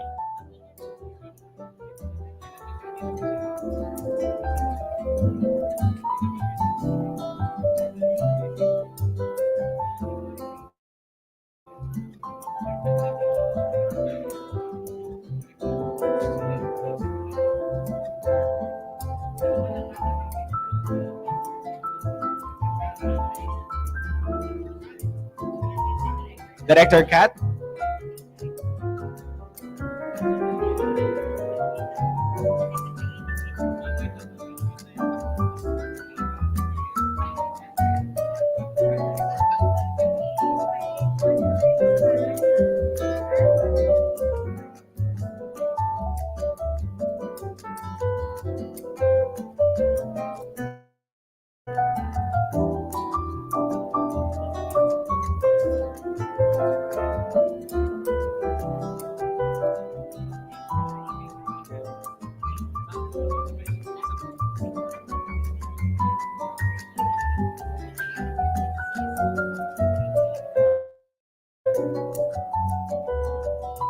Next po natin, Team Department Agriculture.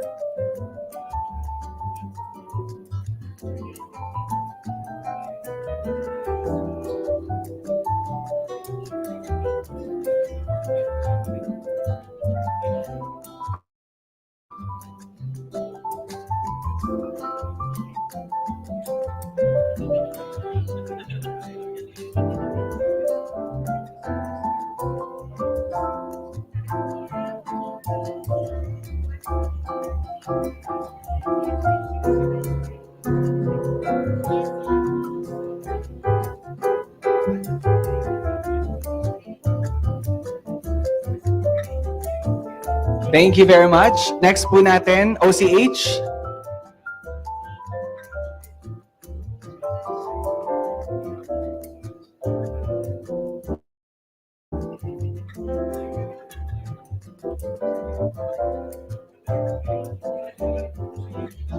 OCH.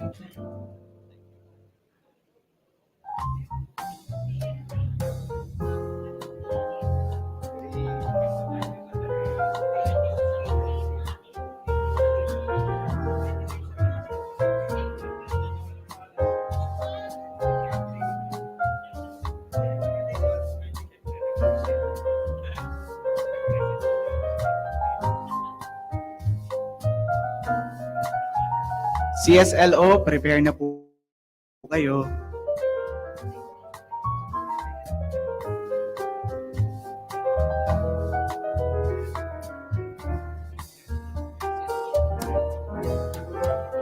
CSLO, please, up on stage. Thank you.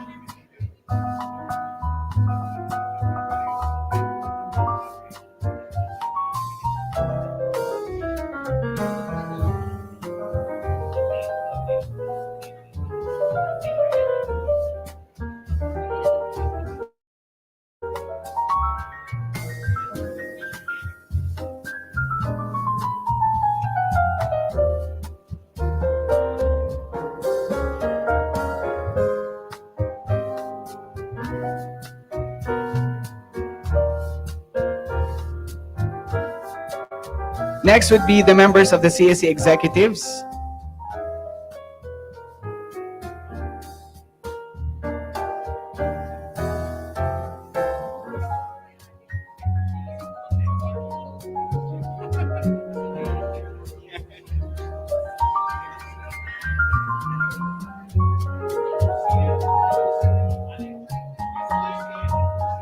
OCL and OCA.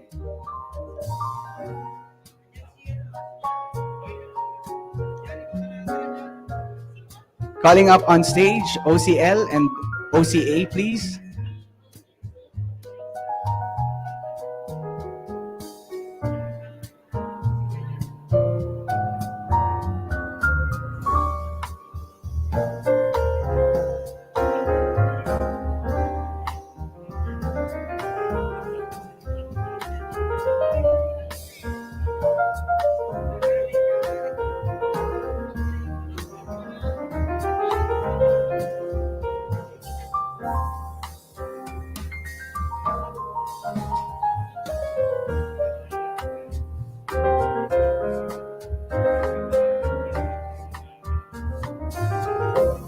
Next would be the CSE Assistant Commissioners, please.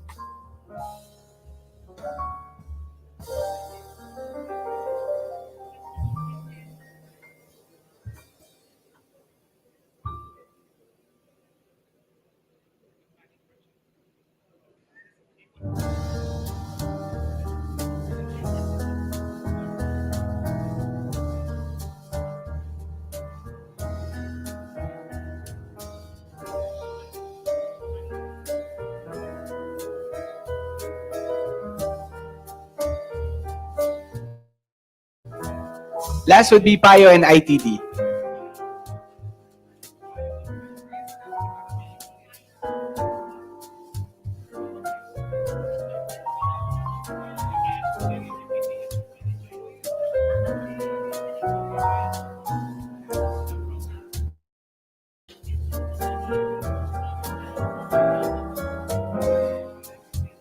ma'am. Paya and IDD, please, up on stage. Thank you.